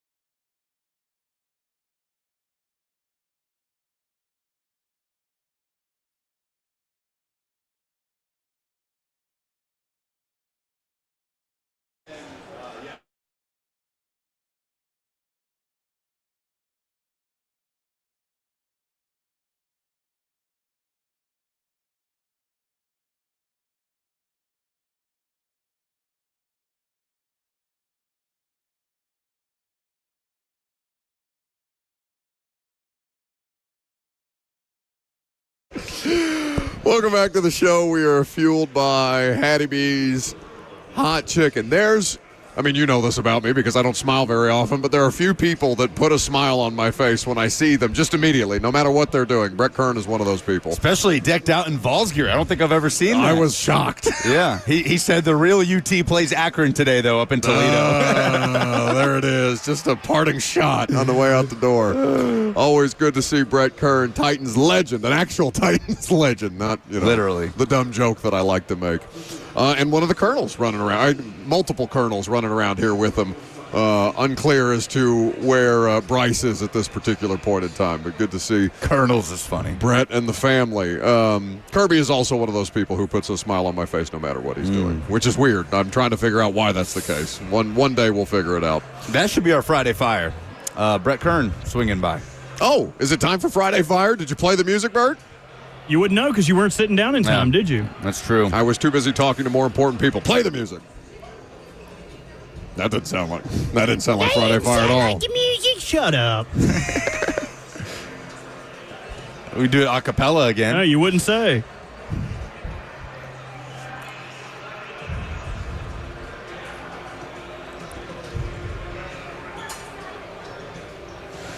Friday Fire, 615-737-1045 is how you let us know what made you smile this week. Brett Kern made us smile coming over to the table. Always good to see him. Also saw Shane Beamer just wandering around the concourse. People not having any idea who he was. The South Carolina. He's a regular-looking guy. Head coach. Yes, I would describe him as very regular-looking. But his team's not playing anymore. Tell us your Friday Fire, the thing in sports, your personal life, your professional life. What made you feel good? 615-737-1045. Mine's simply basketball. There is nothing that I love more than college basketball. It's my favorite sport by a mile. Nothing even comes remotely close. And the fact that we are inundated in it in this time of year, once we get into conference tournaments, whether it be men's or women's, once we get in the lead up, the precursor to the actual event itself, it is the best. I mean, it's just a chaotic time in the sports calendar anyway, because you got free agency, you're coming off the NFL season, you're coming off the combine, which is also one of my favorite weeks of the year. But once we get to March, there is nothing better, there is nothing sweeter, there is nothing more satisfying than buzzer beaters and double overtime games and all the just the heart-pounding drama that comes with college basketball. I love being at the SEC tournament. I love being at Bridgestone Arena for it. I love that we have great college basketball in the city. I love that Vandy and Tennessee are good, both men's and women's. I love it all. I love basketball. I love it. We're getting submissions in the F&M Bank chat. Tyler says his Friday Fire, F1 is back. The Australian Grand Prix this weekend, and Ferrari taking the Constructors. I am aligned with Tyler. Lewis Hamilton in Ferrari red in 2025. What are the Constructors? What does that mean? It is the team championship. So Ferrari, Mercedes, Red Bull, the championship can go to an individual, and then there's the Constructors Championship, which is for the teams. And Lewis Hamilton in Ferrari is going to be must-see TV in 2025. But I'm going to go with former Cowboys edge rusher DeMarcus Lawrence, who took some shots at his former team, the Dallas Cowboys, as he is doing an interview in Seattle with his new team, the Seattle Seahawks. Dallas is my home. I made my home there. My family lives there. I'm forever going to be there. But, I know for sure I'm not going to win a Super Bowl there. So, yeah. We here. DeMarcus Lawrence, welcome to the Seahawks. Thanks for joining us. It's just it's how matter of fact he says it. Is he wrong? Not gonna win the Super Bowl though. It's just factual. Kirby, Dallas Cowboys fan, Kirby Allen Kirby is saying resident tortured Cowboys fan, Kirby Allen Kirby, just made miserable by the perpetual state of Jerry Jones. We just had an Auburn fan yell trash about the Dallas Cowboys. Micah Parsons quote tweeted that clip and said, "This is what rejection and envy looks like. This is some clown bleep," with a clown emoji. And Marcus Lawrence replied saying, "Calling me a clown won't change the fact that I told the truth. Maybe if you spent less time tweeting and more time winning, I wouldn't have left." DeMarcus Lawrence is at a later stage in his career. I don't think he's going to be a game changer. No, he for doesn't. the Seahawks. He doesn't quite have the juice. That's again the Seahawks, one of the most confusing off seasons of any NFL team. And I don't know that they are Super Bowl contenders with Sam Darnold and an offensive line that's not so great, and losing DK Metcalf and cutting Tyler Lockett, but. I do appreciate just how matter of fact he stated it as though it was simply a scientific fact. Well, they're not going to win a Super Bowl. It is as close to a scientific fact as one could have. The Dallas Cowboys have never. I mean, yes, I understand that they won championships in the '90s, which is technically within our lifetime, but the Cowboys in my as long as I've been cognizant, like old enough to pay attention and to know what's going on in sports, they have never mattered.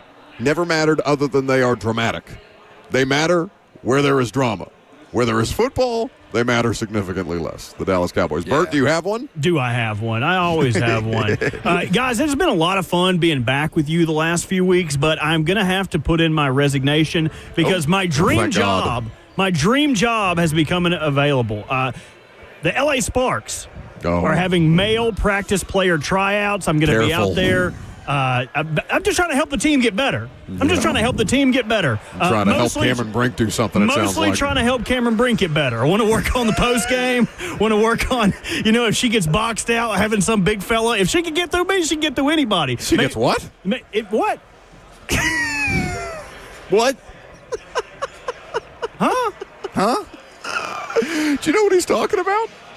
The LA Sparks put out this flyer saying, I didn't mean to interrupt you, Bert. Would you like to continue? Let the man finish. Yeah, I got to work with Rakia Jackson, man, Tennessee. Be like, hey, I've been out there. I know what's going on, girl. Watch out. Yeah. Show her the between the legs. I got ball moves now.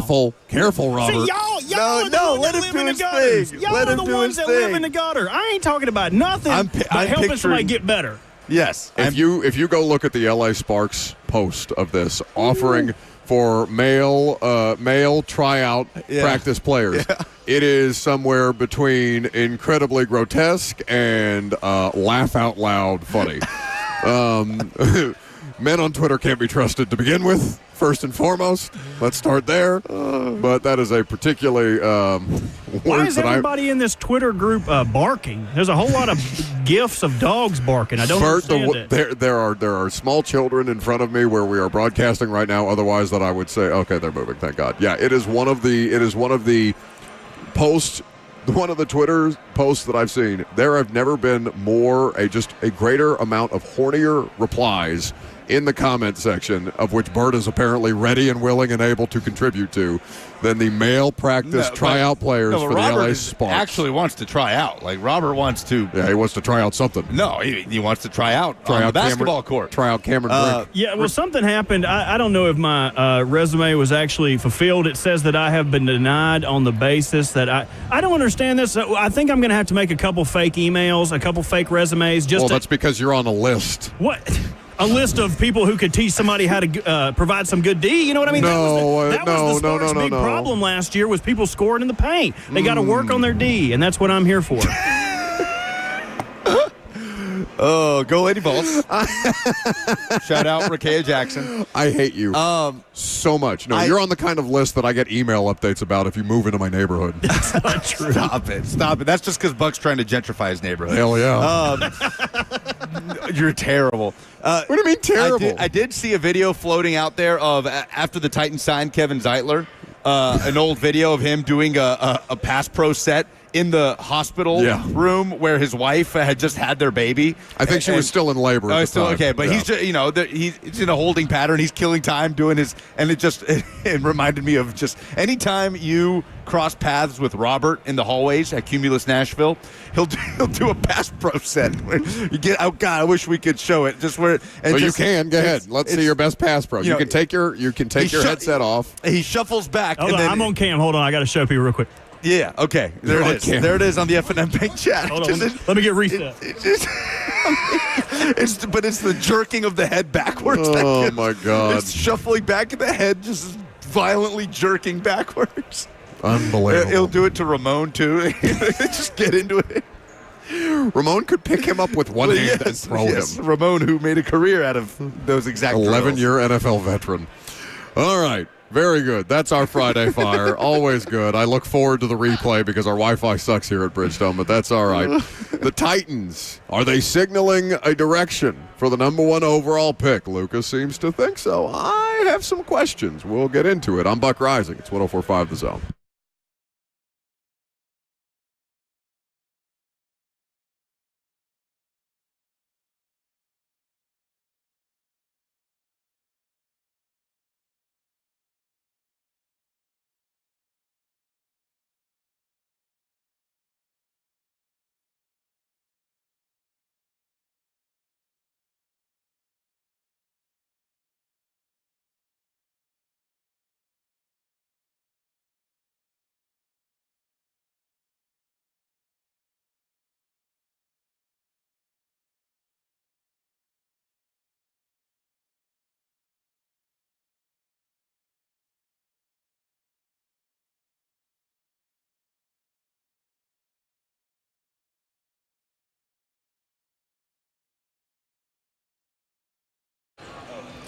Halftime in the 1A girls semifinal at the Murphy Center. Good morning. I'm Lucas Panzica as Greenfield and Richland are tied up at 17. The winner moves on to face Van Buren in the girls 1A championship game Saturday morning after Van Buren defeated Coalfield earlier today 54-52. Drunk driving is the ultimate form of unsportsmanlike conduct. Fans don't let fans drive drunk. Brought to you by the Tennessee Highway Safety Office, a division of the Tennessee Department of Safety and Homeland Security.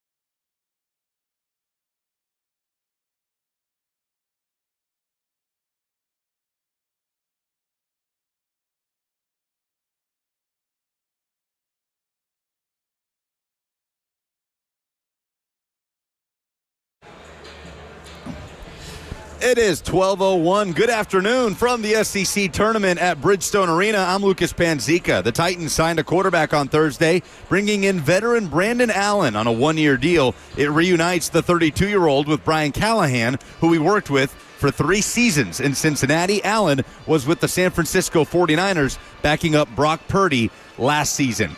The games pick up today at noon in the SEC tournament. Ole Miss taking on top-seeded Auburn. Tip-off in moments. The winner will move on and await the winner between Texas or Tennessee. The Longhorns moving past Texas A&M with a double overtime win yesterday. That game will tip off around 2:30. You can hear it right here on The Zone, courtesy of the Vol Network. And the Nashville Predators are in action tonight on the road at the Anaheim Ducks, looking for a 5th consecutive win. For all your foundation repairs and waterproofing needs, visit USSTN.com. Breaking news at once on your home for the Titans and Vols. This is 104.5, The Zone.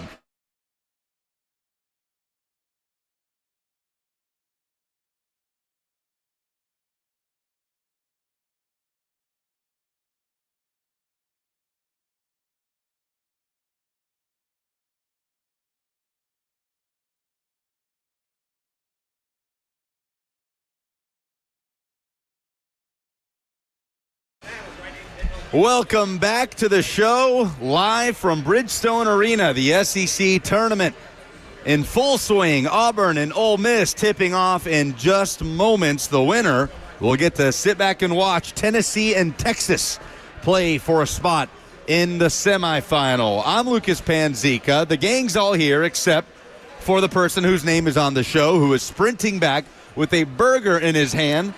He will have to eat it on the air.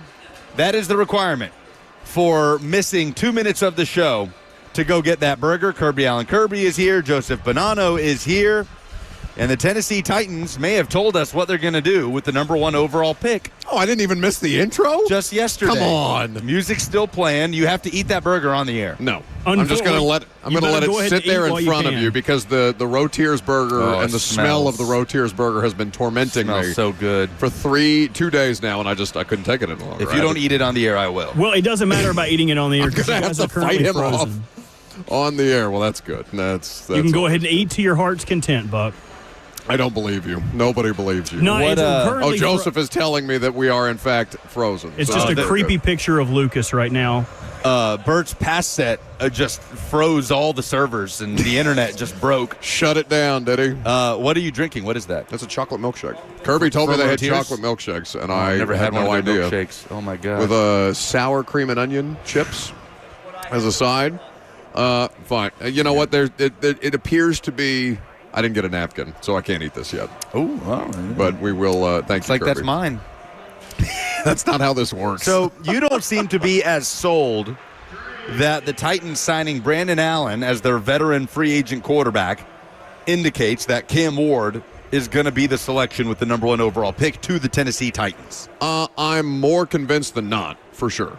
But another team could win. What I'm convinced of is that Cam Ward's going to be the number 1 overall pick. Yes. What I'm not yet sure of is who's going to be making that number 1 overall pick.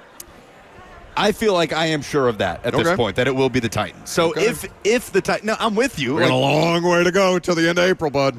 Fair. Long way to go. All right. The rare instance of you actually keeping your powder dry. dry. How about you keep your powder dry one time? All right. How about the audience keep their powder dry one time? All right. Because I know they're thirsty. I know they're desperate. I know they're miserable. I know they're...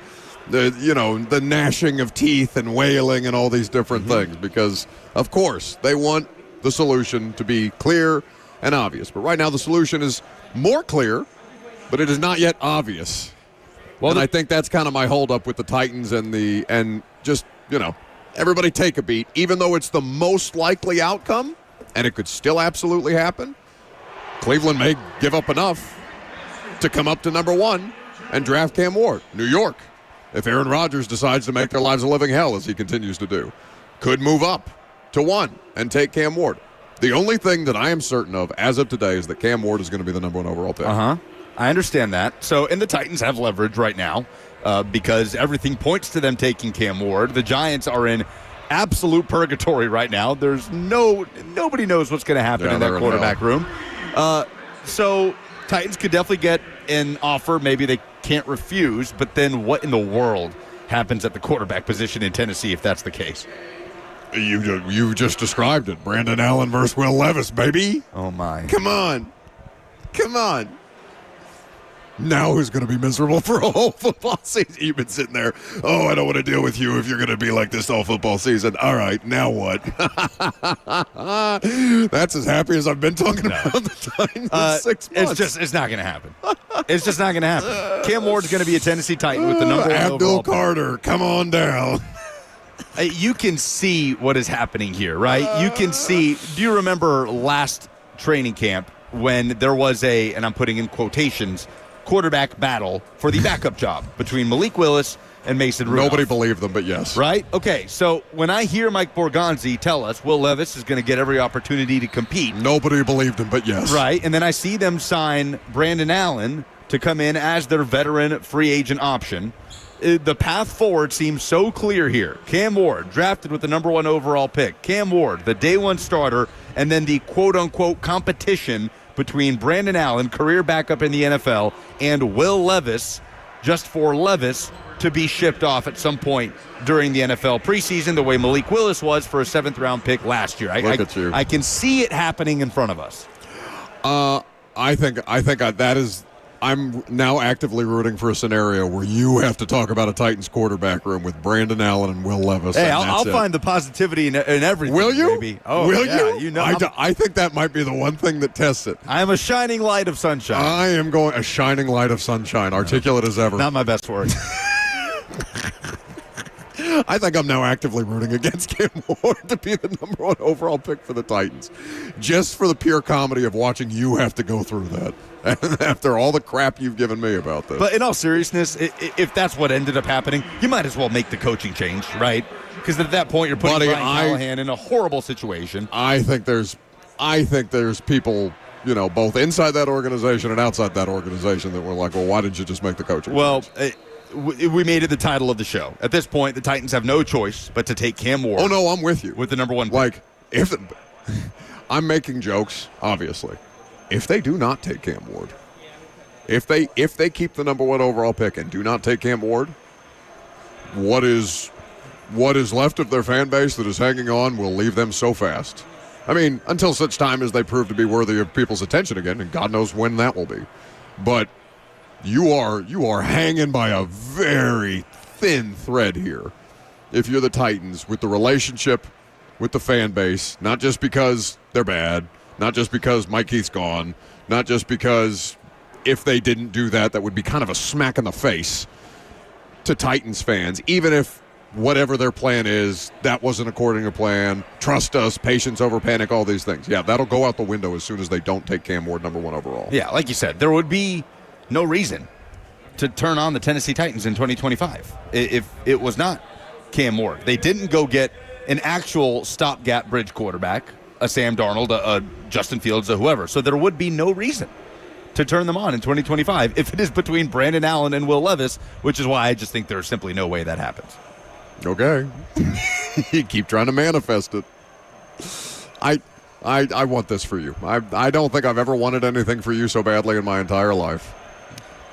You don't get to just flip around like that. Yeah, I do. Why not? You are a weight around our ankles with your negativity that you hate this team. You're Why sick ankles? You're sick of covering this team. Yeah, well, we're trying to tread water, and you're dragging us below the surface with your negativity. That so you if I'm not, if I'm going to not care anymore anyway, then why not? Just go for the chaos part, baby. Again, I'll ride it out. I've done worse. But then you'll be in week 3. That's right. Completely miserable. Again, you did this with Levis. You wanted them to draft Levis because you knew the fan base would freak out.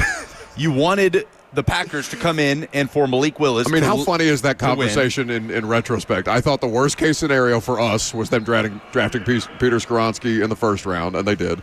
And the best case scenario for us was them drafting Will Levis, which they ended up doing on day 2. Maybe that was the best case scenario for you. Misery, it might be the best case scenario for you, but then you turn around and then you are the miserable one. So yeah, I know. These are the things that are making. Thank you. Yes. These are the things that are making you miserable, so I don't know why you're projecting them onto your audience. No, I'm projecting them onto you. I want nothing but good things for the audience. I want the audience. Listen, I am also tired of my bitching. Okay? You cannot. I'm very tired. You cannot of this. say you want the Titans to go into this season with Brandon Allen and Will Levis and then say you want the best for the Titans fan audience. I can, because the bit is at your expense, and that would be something that would bring me at least a moment of happiness. No, it would need to be something so insanely ridiculous in terms of a haul to trade out of the number 1 pick at this point. It's just hard to envision. No, you wouldn't. You would just need a 2026 first rounder. Like, that's what it would be. If you got 2 first-round picks out of this, you would move out of that number 1 overall pick. I don't know if it's that turnkey. Let's hear from Todd McShay, who's now working for The Ringer, doing draft analysis there, and kind of what he outlines about the situation for Cam Ward specifically in the number 1 overall pick. If Tennessee's not taking Cam Ward and you're Andrew Berry, you better go get up to number 1. I'm not letting the Giants move up to 1. I think what you do, you start the conversation with here's our offer, but you end that phone call with a very clear statement of whatever the Giants are going to give you, call us back. We'll top it. I think it would probably cost them a 1 next year. I think so too, and I think that's crazy. You're talking about to move up 1 spot. And by the way, I think but to go get the quarterback, and I believe. Yeah, right. I would do it. Yeah, no, I agree with you. I just think this is what we're talking about. We're talking about giving up a first-round pick to move up 1 spot in the draft.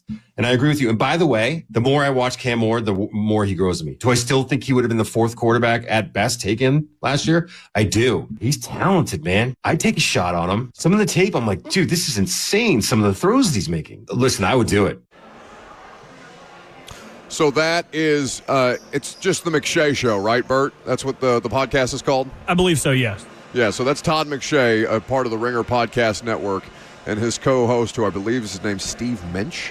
Either way, it's a really good podcast. I've enjoyed it, and Todd McShay is there basically agreeing with me about what it would cost. It would not cost the world to move up to number 1 in this year's draft, but it would cost 2 first-round picks. This year's first and a future first. Yeah. That is the starting point for the negotiation. If you are not willing to offer 2 firsts for the quarterback, if you're coming up for the quarterback, then we want 2 firsts.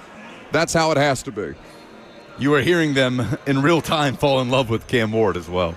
Oh, who? McShay and his co-host? Yeah. I mean, listen, it's always funny to see who is where in their draft study, right? Because, like, Orlovsky is now doing a tour essentially saying that Cam Ward should be undisputably the first-round pick.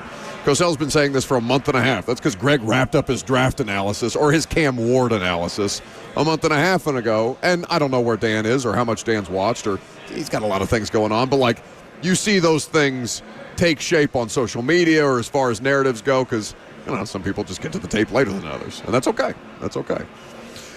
615-737-1045 is the number. Giles says you guys should have the Miami Hurricanes QB coach or head coach on the radio show. Mario Cristobal is a terrible interview. He's not so bad. I don't know. He's kind of like, he looks a little bit like Frankenstein. He's got bolts coming out of his neck. I don't think that would be a good interview. But if he's stumping for his guy, maybe there would be some good stuff there. All right. Coming up next, let us dive into the best case scenario for the Vols because Auburn has tipped off their first game of the SEC tournament. We're broadcasting live here at the SEC tournament. Tennessee gets the opportunity to take the court for the first time here in Nashville. So what is the best case scenario for Big Orange? We'll talk about it. I'm Buck Rising. It's 104.5 The Zone.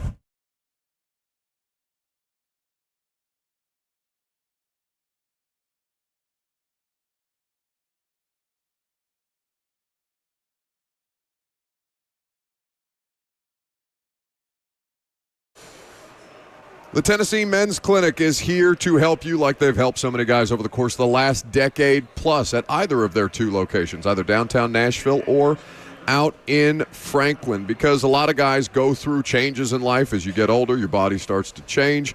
You may be dealing with ED, and if you start taking pills and the pills stop working, well, there's a lot of misconceptions out there about what is the proper treatment path moving forward. The Tennessee Men's Clinic has so many different options for you that makes that process so much more simple.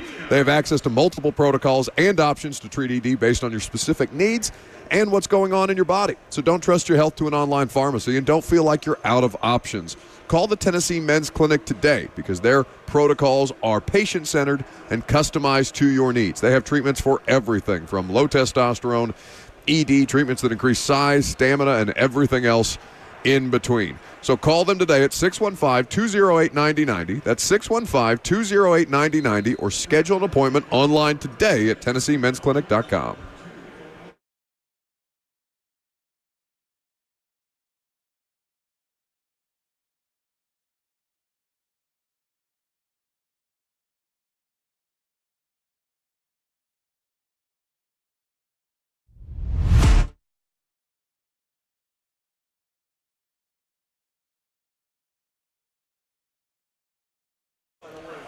One A girls semifinal in progress at the Murphy Center, and Greenfield is 39 seconds away from punching their ticket to the state championship. Good afternoon, I'm Lucas Panzica. 43-35, the lead for Greenfield over Richland with less than a minute to go. If they hang on and win, they'll move on to face Van Buren in the girls 1A final Saturday morning. Designate a sober game plan. If you've been drinking, don't drive. Fans don't let fans drive drunk. Brought to you by the Tennessee Highway Safety Office, a division of the Tennessee Department of Safety and Homeland Security.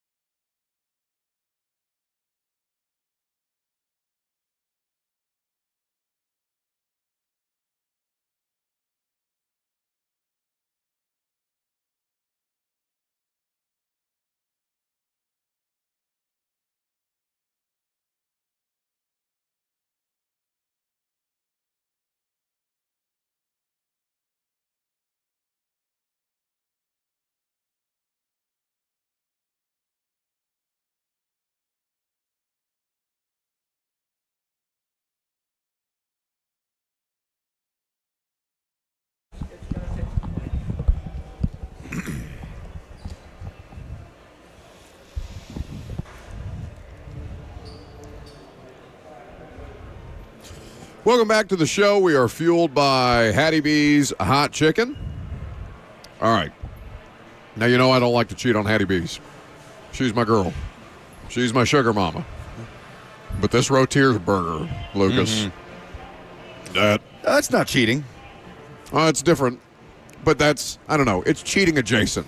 No, it feels like. Hatty Bees doesn't do burgers. And Hatty Bees is also not in Bridgestone Arena. Because if they were, I would eat Hatty Bees again today. Yeah, let me use that logic with Cheyenne. Baby, you hate giving back rubs. It's not cheating.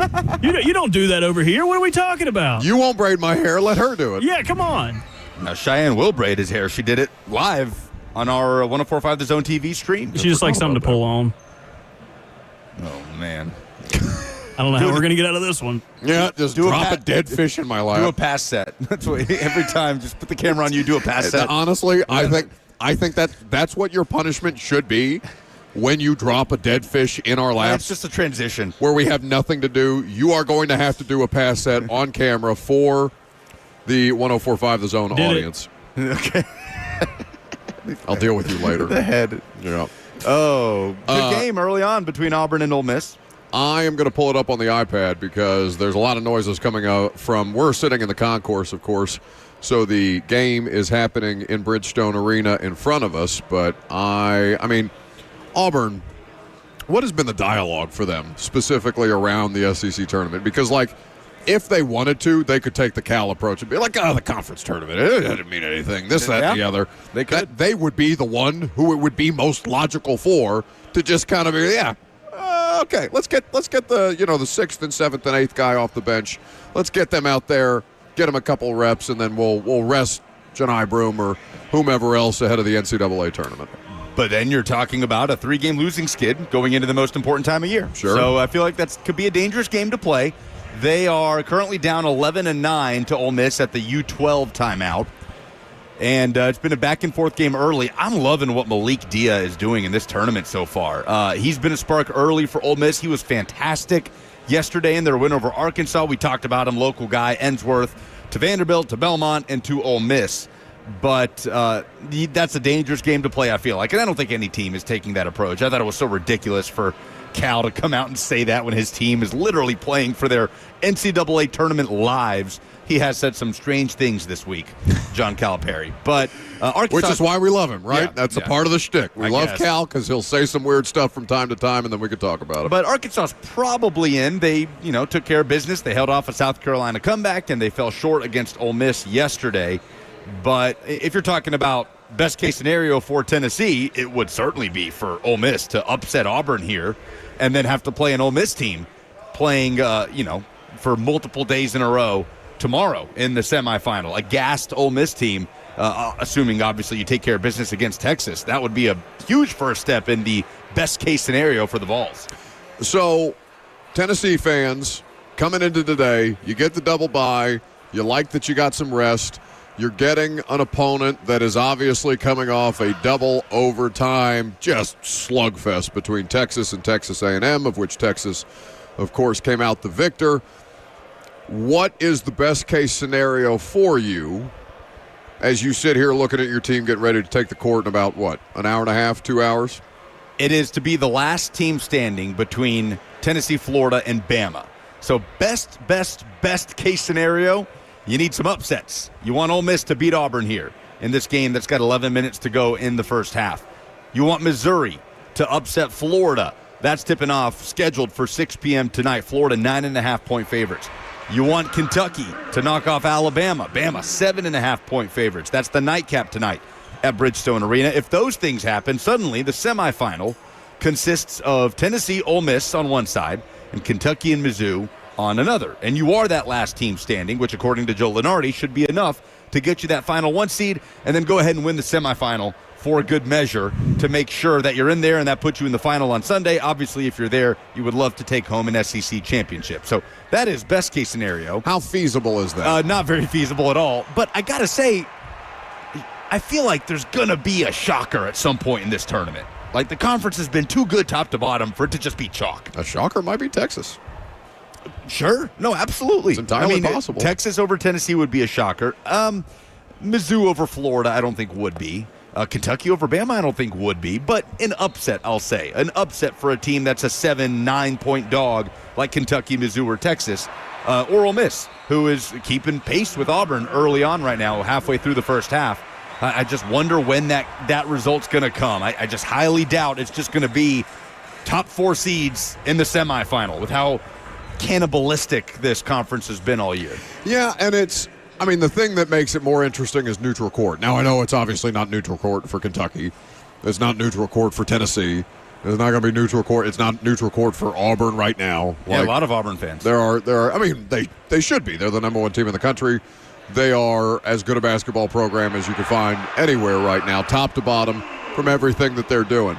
So you look at what path Tennessee has in front of it, and to Lucas's point, what he's outlined is a best-case scenario and not necessarily the most feasible. But if you're Tennessee and you got your ass kicked last year by Mississippi State, you need to bounce back and show something ahead of tournament time for the same reason that Auburn needs to go into the conference tournament and kind of puff out their chest a little bit and say, no, who we were at the end of the regular season, that's a blip on the radar. This is who we actually are in the best conference in college basketball, and you're going to see that, and it's going to translate or carry into the tournament. Yeah, you want to come back with a vengeance, no doubt. Jim on the F&M Bank chat says Florida, unfortunately, is playing some of the best basketball in the SEC and country right now. They are one of the hotter teams coming into the SEC tournament.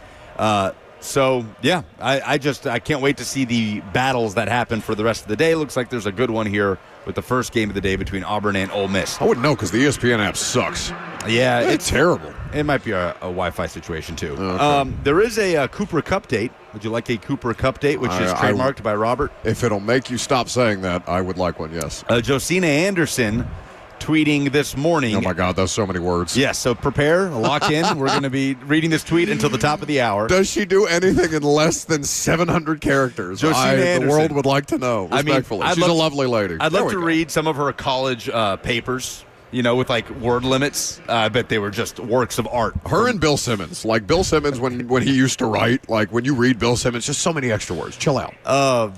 She says, as of early this morning, my understanding is that the Seahawks are still holding out hope that the hometown connection plays into their favor with Cooper Kupp, who was born in Yakima, Washington. Another league source feels No like... way you said that right. I don't know. Another league source feels like Seattle at least presents the, quote, lifestyle choice. She says, my understanding is that the Patriots have interest in Cooper Kupp, but at the right price, so a lower price, as of this AM per a league source. Patriots don't really have any receivers up there. Vrabel, I saw, was it Zach Lyons standing right here that quote tweeted something, a quote from Vrabel saying we're looking to add more receivers, and someone said, yeah, I heard that before. But so they can block. Who do they have? Matt Collins up there. They've got Kendrick Bourne up there. Is Keyshawn Butte still doing his thing up there? So doing his thing. What, betting on games? Oh, yeah. That was the thing with him. Just an insane amount of bets. Huge scandal. But Cooper Kupp still out there. Josina says Seahawks or Patriots. If the Seahawks sign Cooper Kupp, that's going to make me feel even worse about their weird offseason. Like, what sense does that make at this point in time? It's a long time. That Super Bowl was 2021. It's a long time removed from him being Super Bowl MVP Cooper Kupp. And, all the reporting out there, like Mike Giardi said. I saw Mike Giardi put out a tweet yesterday. I don't know if I sent it to the group or not. But Giardi has been talking to people around the league, and he said that the asking price for where Cooper Kupp is at this stage of his career is, quote, outrageous. Outrageous. So asking price, is he talking about when they were trying to trade him or the deal? The pass I'm on such a delay. Just saw the Robert pass set. Oh, my God. That was incredible. So was Giardi talking about the asking price from the Rams when they were trying to trade him? Or No. For what he wants is a contract. Okay. Like his salary, his desired contract offer. Also, Vrabel is gaslighting New England by acting like he's going to trade for A.J. Brown again. Have you seen this? No. He was asked about it on a Patriots, like the official Patriots podcast or whatever, and he brought up how close him and A.J. still are. Apparently the Patriots at least reached out in some form or fashion about inquiring about A.J. Brown. So there is some gaslighting going on, both in New England and Tennessee by extension. Can you imagine? Can you imagine if Harold Landry, Mike Vrabel, and A.J. Brown come back to town? A little bit of breaking Titans news. Okay, re-signing Corey Levin, according to Justin Mello. Levin, who plays both center and guard. He's younger than Daniel Brunskill.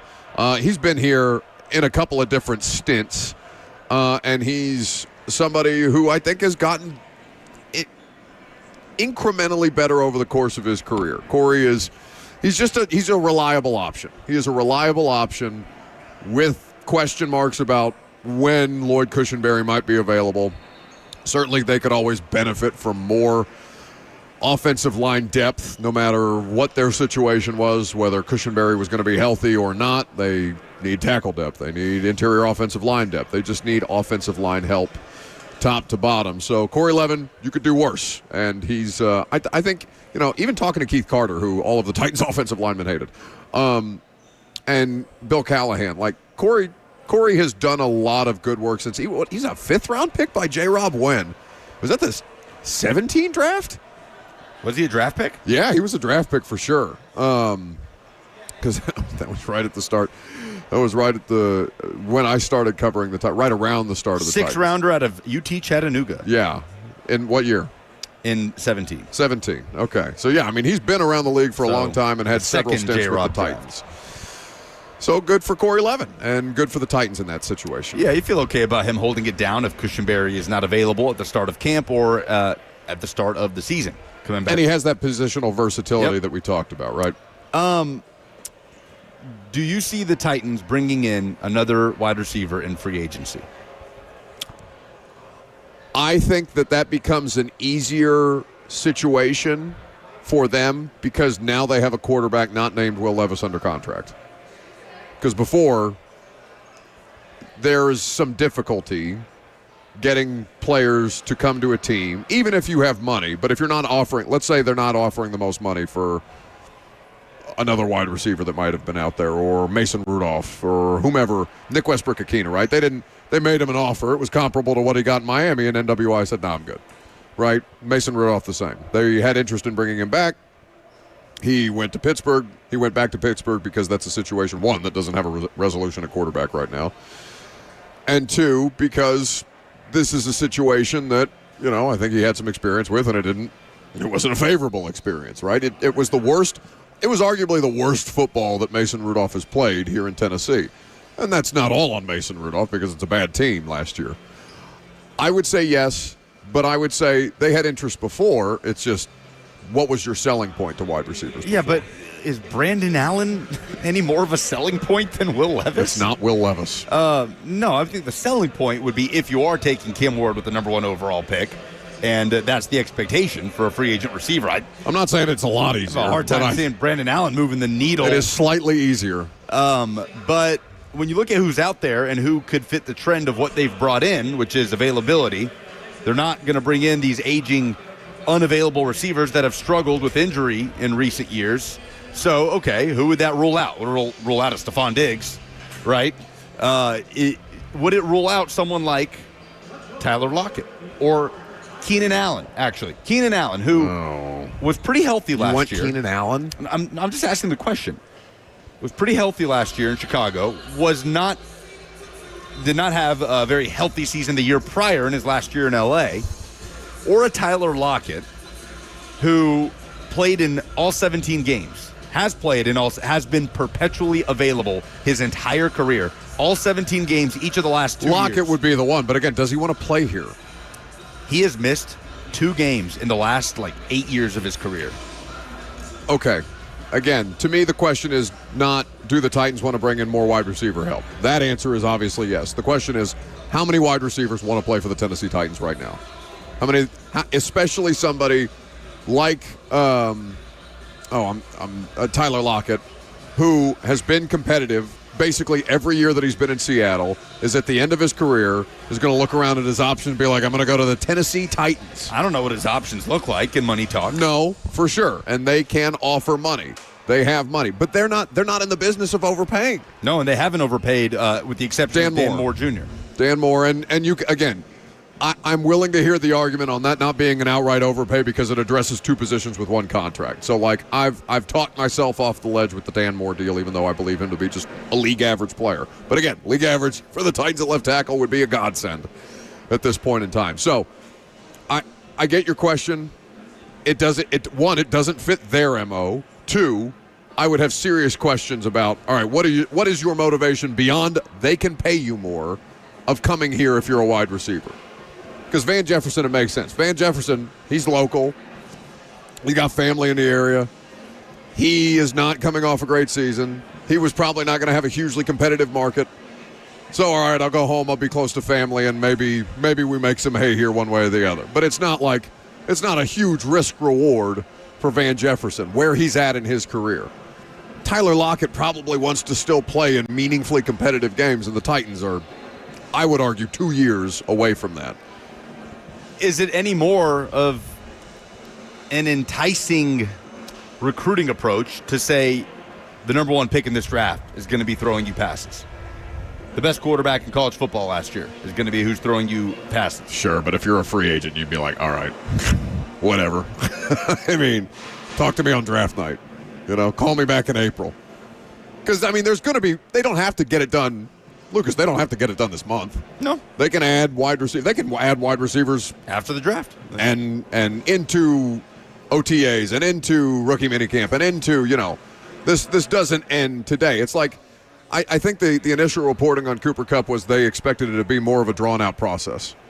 Like he wasn't immediately going to jump back into the mix, though teams would have interest right away because teams are trying to get as many resolutions as they can prior to the draft so that they can then fill as many holes as they can in the draft. But I'm just saying, are we overrating the market for Tyler Lockett? If the reporting around Cooper Kupp is that asking price is outrageous, like, are teams really going to be fighting over themselves to go get Tyler Lockett? No, not necessarily, because he's not the best version of Tyler Lockett anymore, for sure.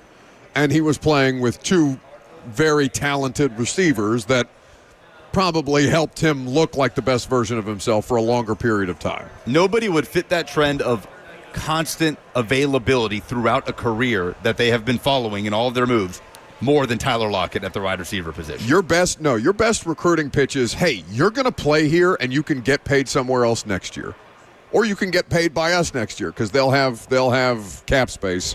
I mean, they're not blowing cash now the way that they were last year. They're still tied up in long-term deals from Rand Carthon's tenure. Yeah, but what you're talking about is like a prove-it deal. Tyler Lockett's 32. I mean, he's on the back end of his career. No, but I'm saying Tyler Lockett is good. I'm assuming Tyler Lockett wants to play for a good football team. This is not going to be a good football team by conventional standards. It'll be a better football team, one would imagine. It'd be tough to be worse than the worst team in football.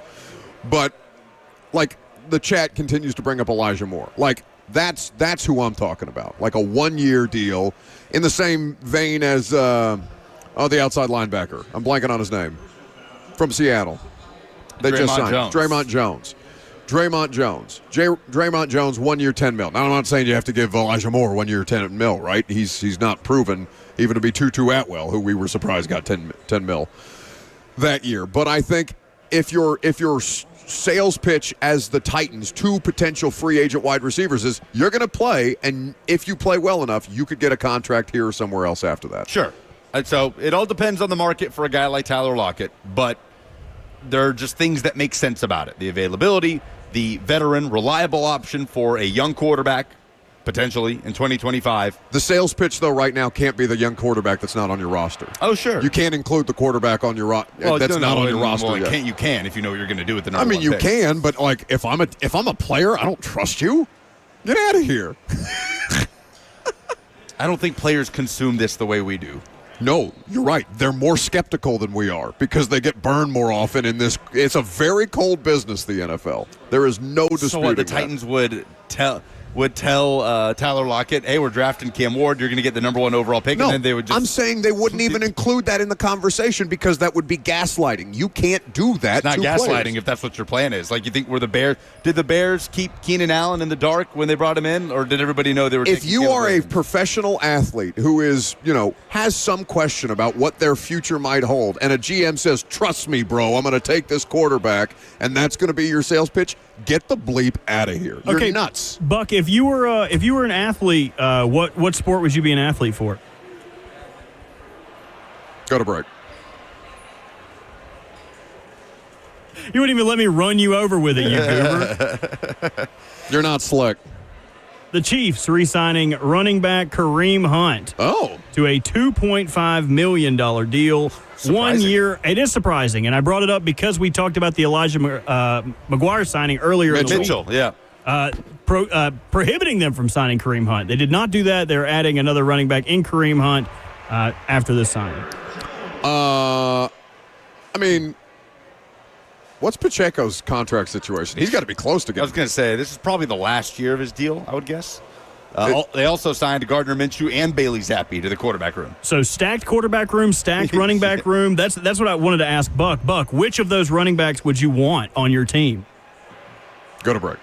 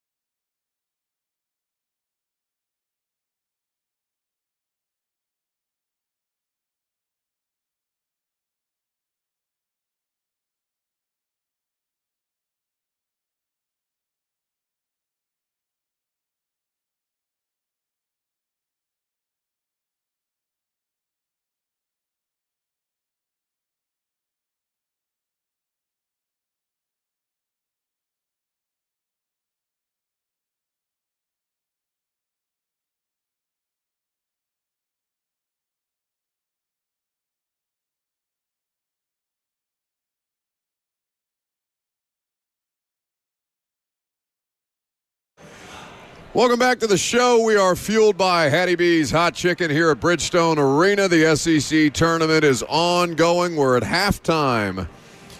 And the Auburn game in the first round, aren't we? No. Why are they showing the...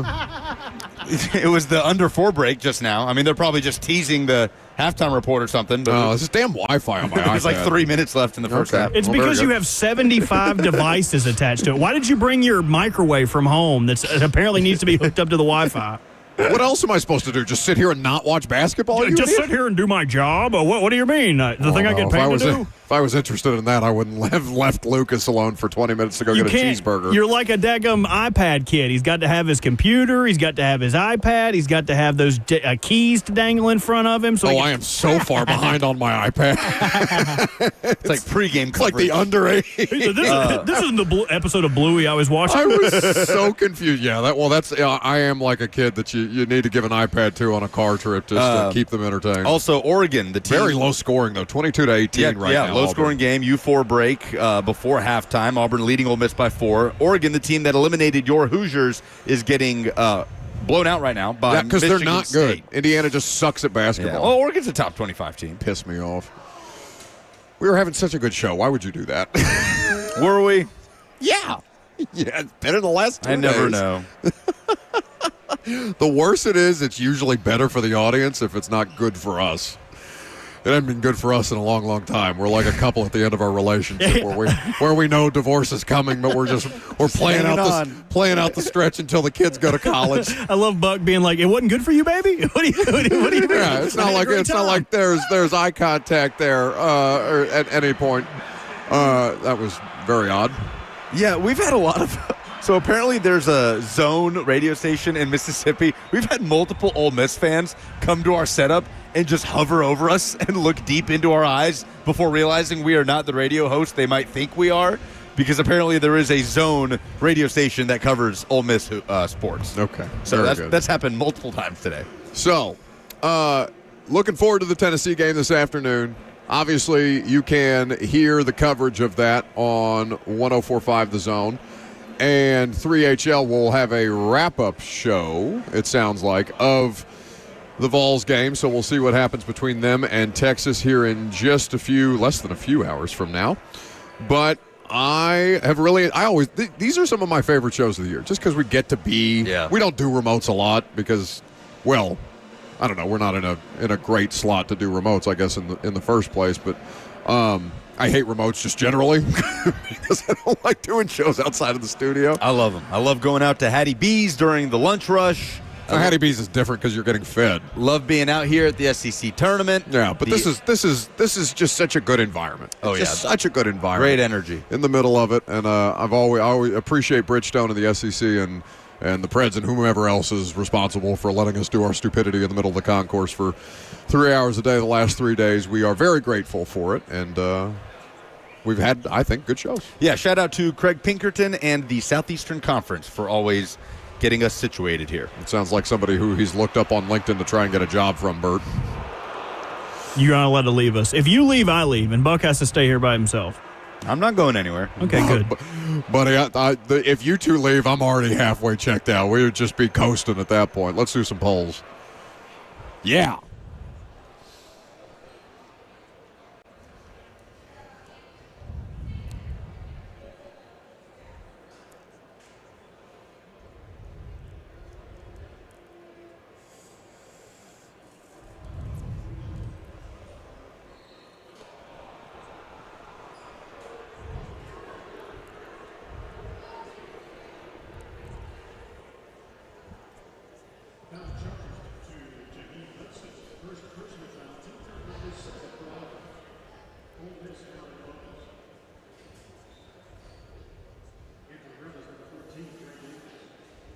Auburn's starting to pull away, by the way. 27-18 after 22-18 here just a few minutes ago. Quickly, before we get into the polls, the last time the number 1 overall pick was traded in the NFL draft was after our show at the SEC tournament.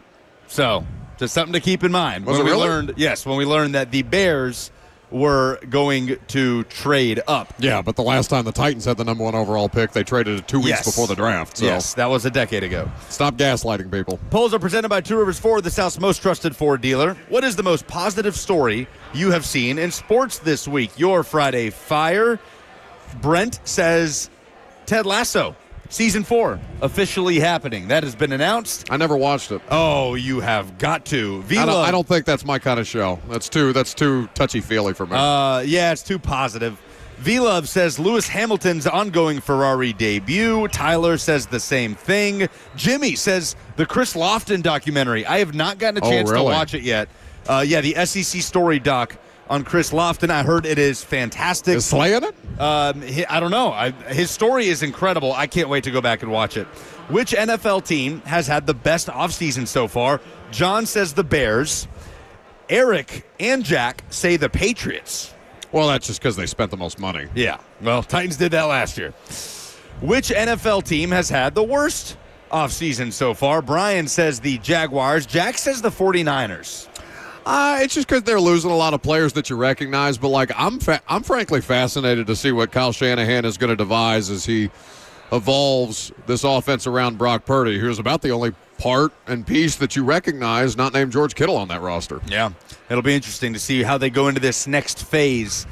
Grade the Titans offseason so far. 53% are giving them a B, 32% a C, 9% a D, and only 6% an A. Incomplete. Incomplete is probably right, but I like the availability aspect that they keep coming back to with these free agency signings. What has been the best game of the SEC tournament so far? Karen says the Texas and Texas A&M game. Yeah, Caleb that was awesome. Says Arkansas versus Ole Miss. I got to go Arkansas Ole Miss, but I don't know. That Kentucky buzzer beater against Oklahoma last night was electric, as currently Auburn up 27-20, 90 seconds left in the first half against Ole Miss. Even bad basketball is good basketball because it's just the best.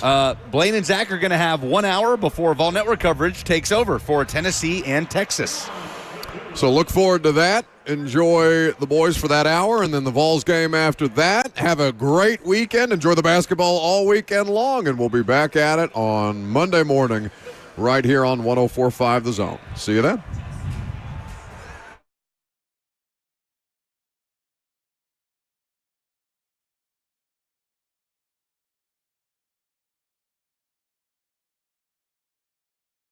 Did you know you're overpaying for your health and wellness products? With over 20 company-owned brands offering its members vitamins, supplements, wellness, and skincare products, you're able to save up to 70% off retail. Members Nutrition can't change your life, but we can change the way you live.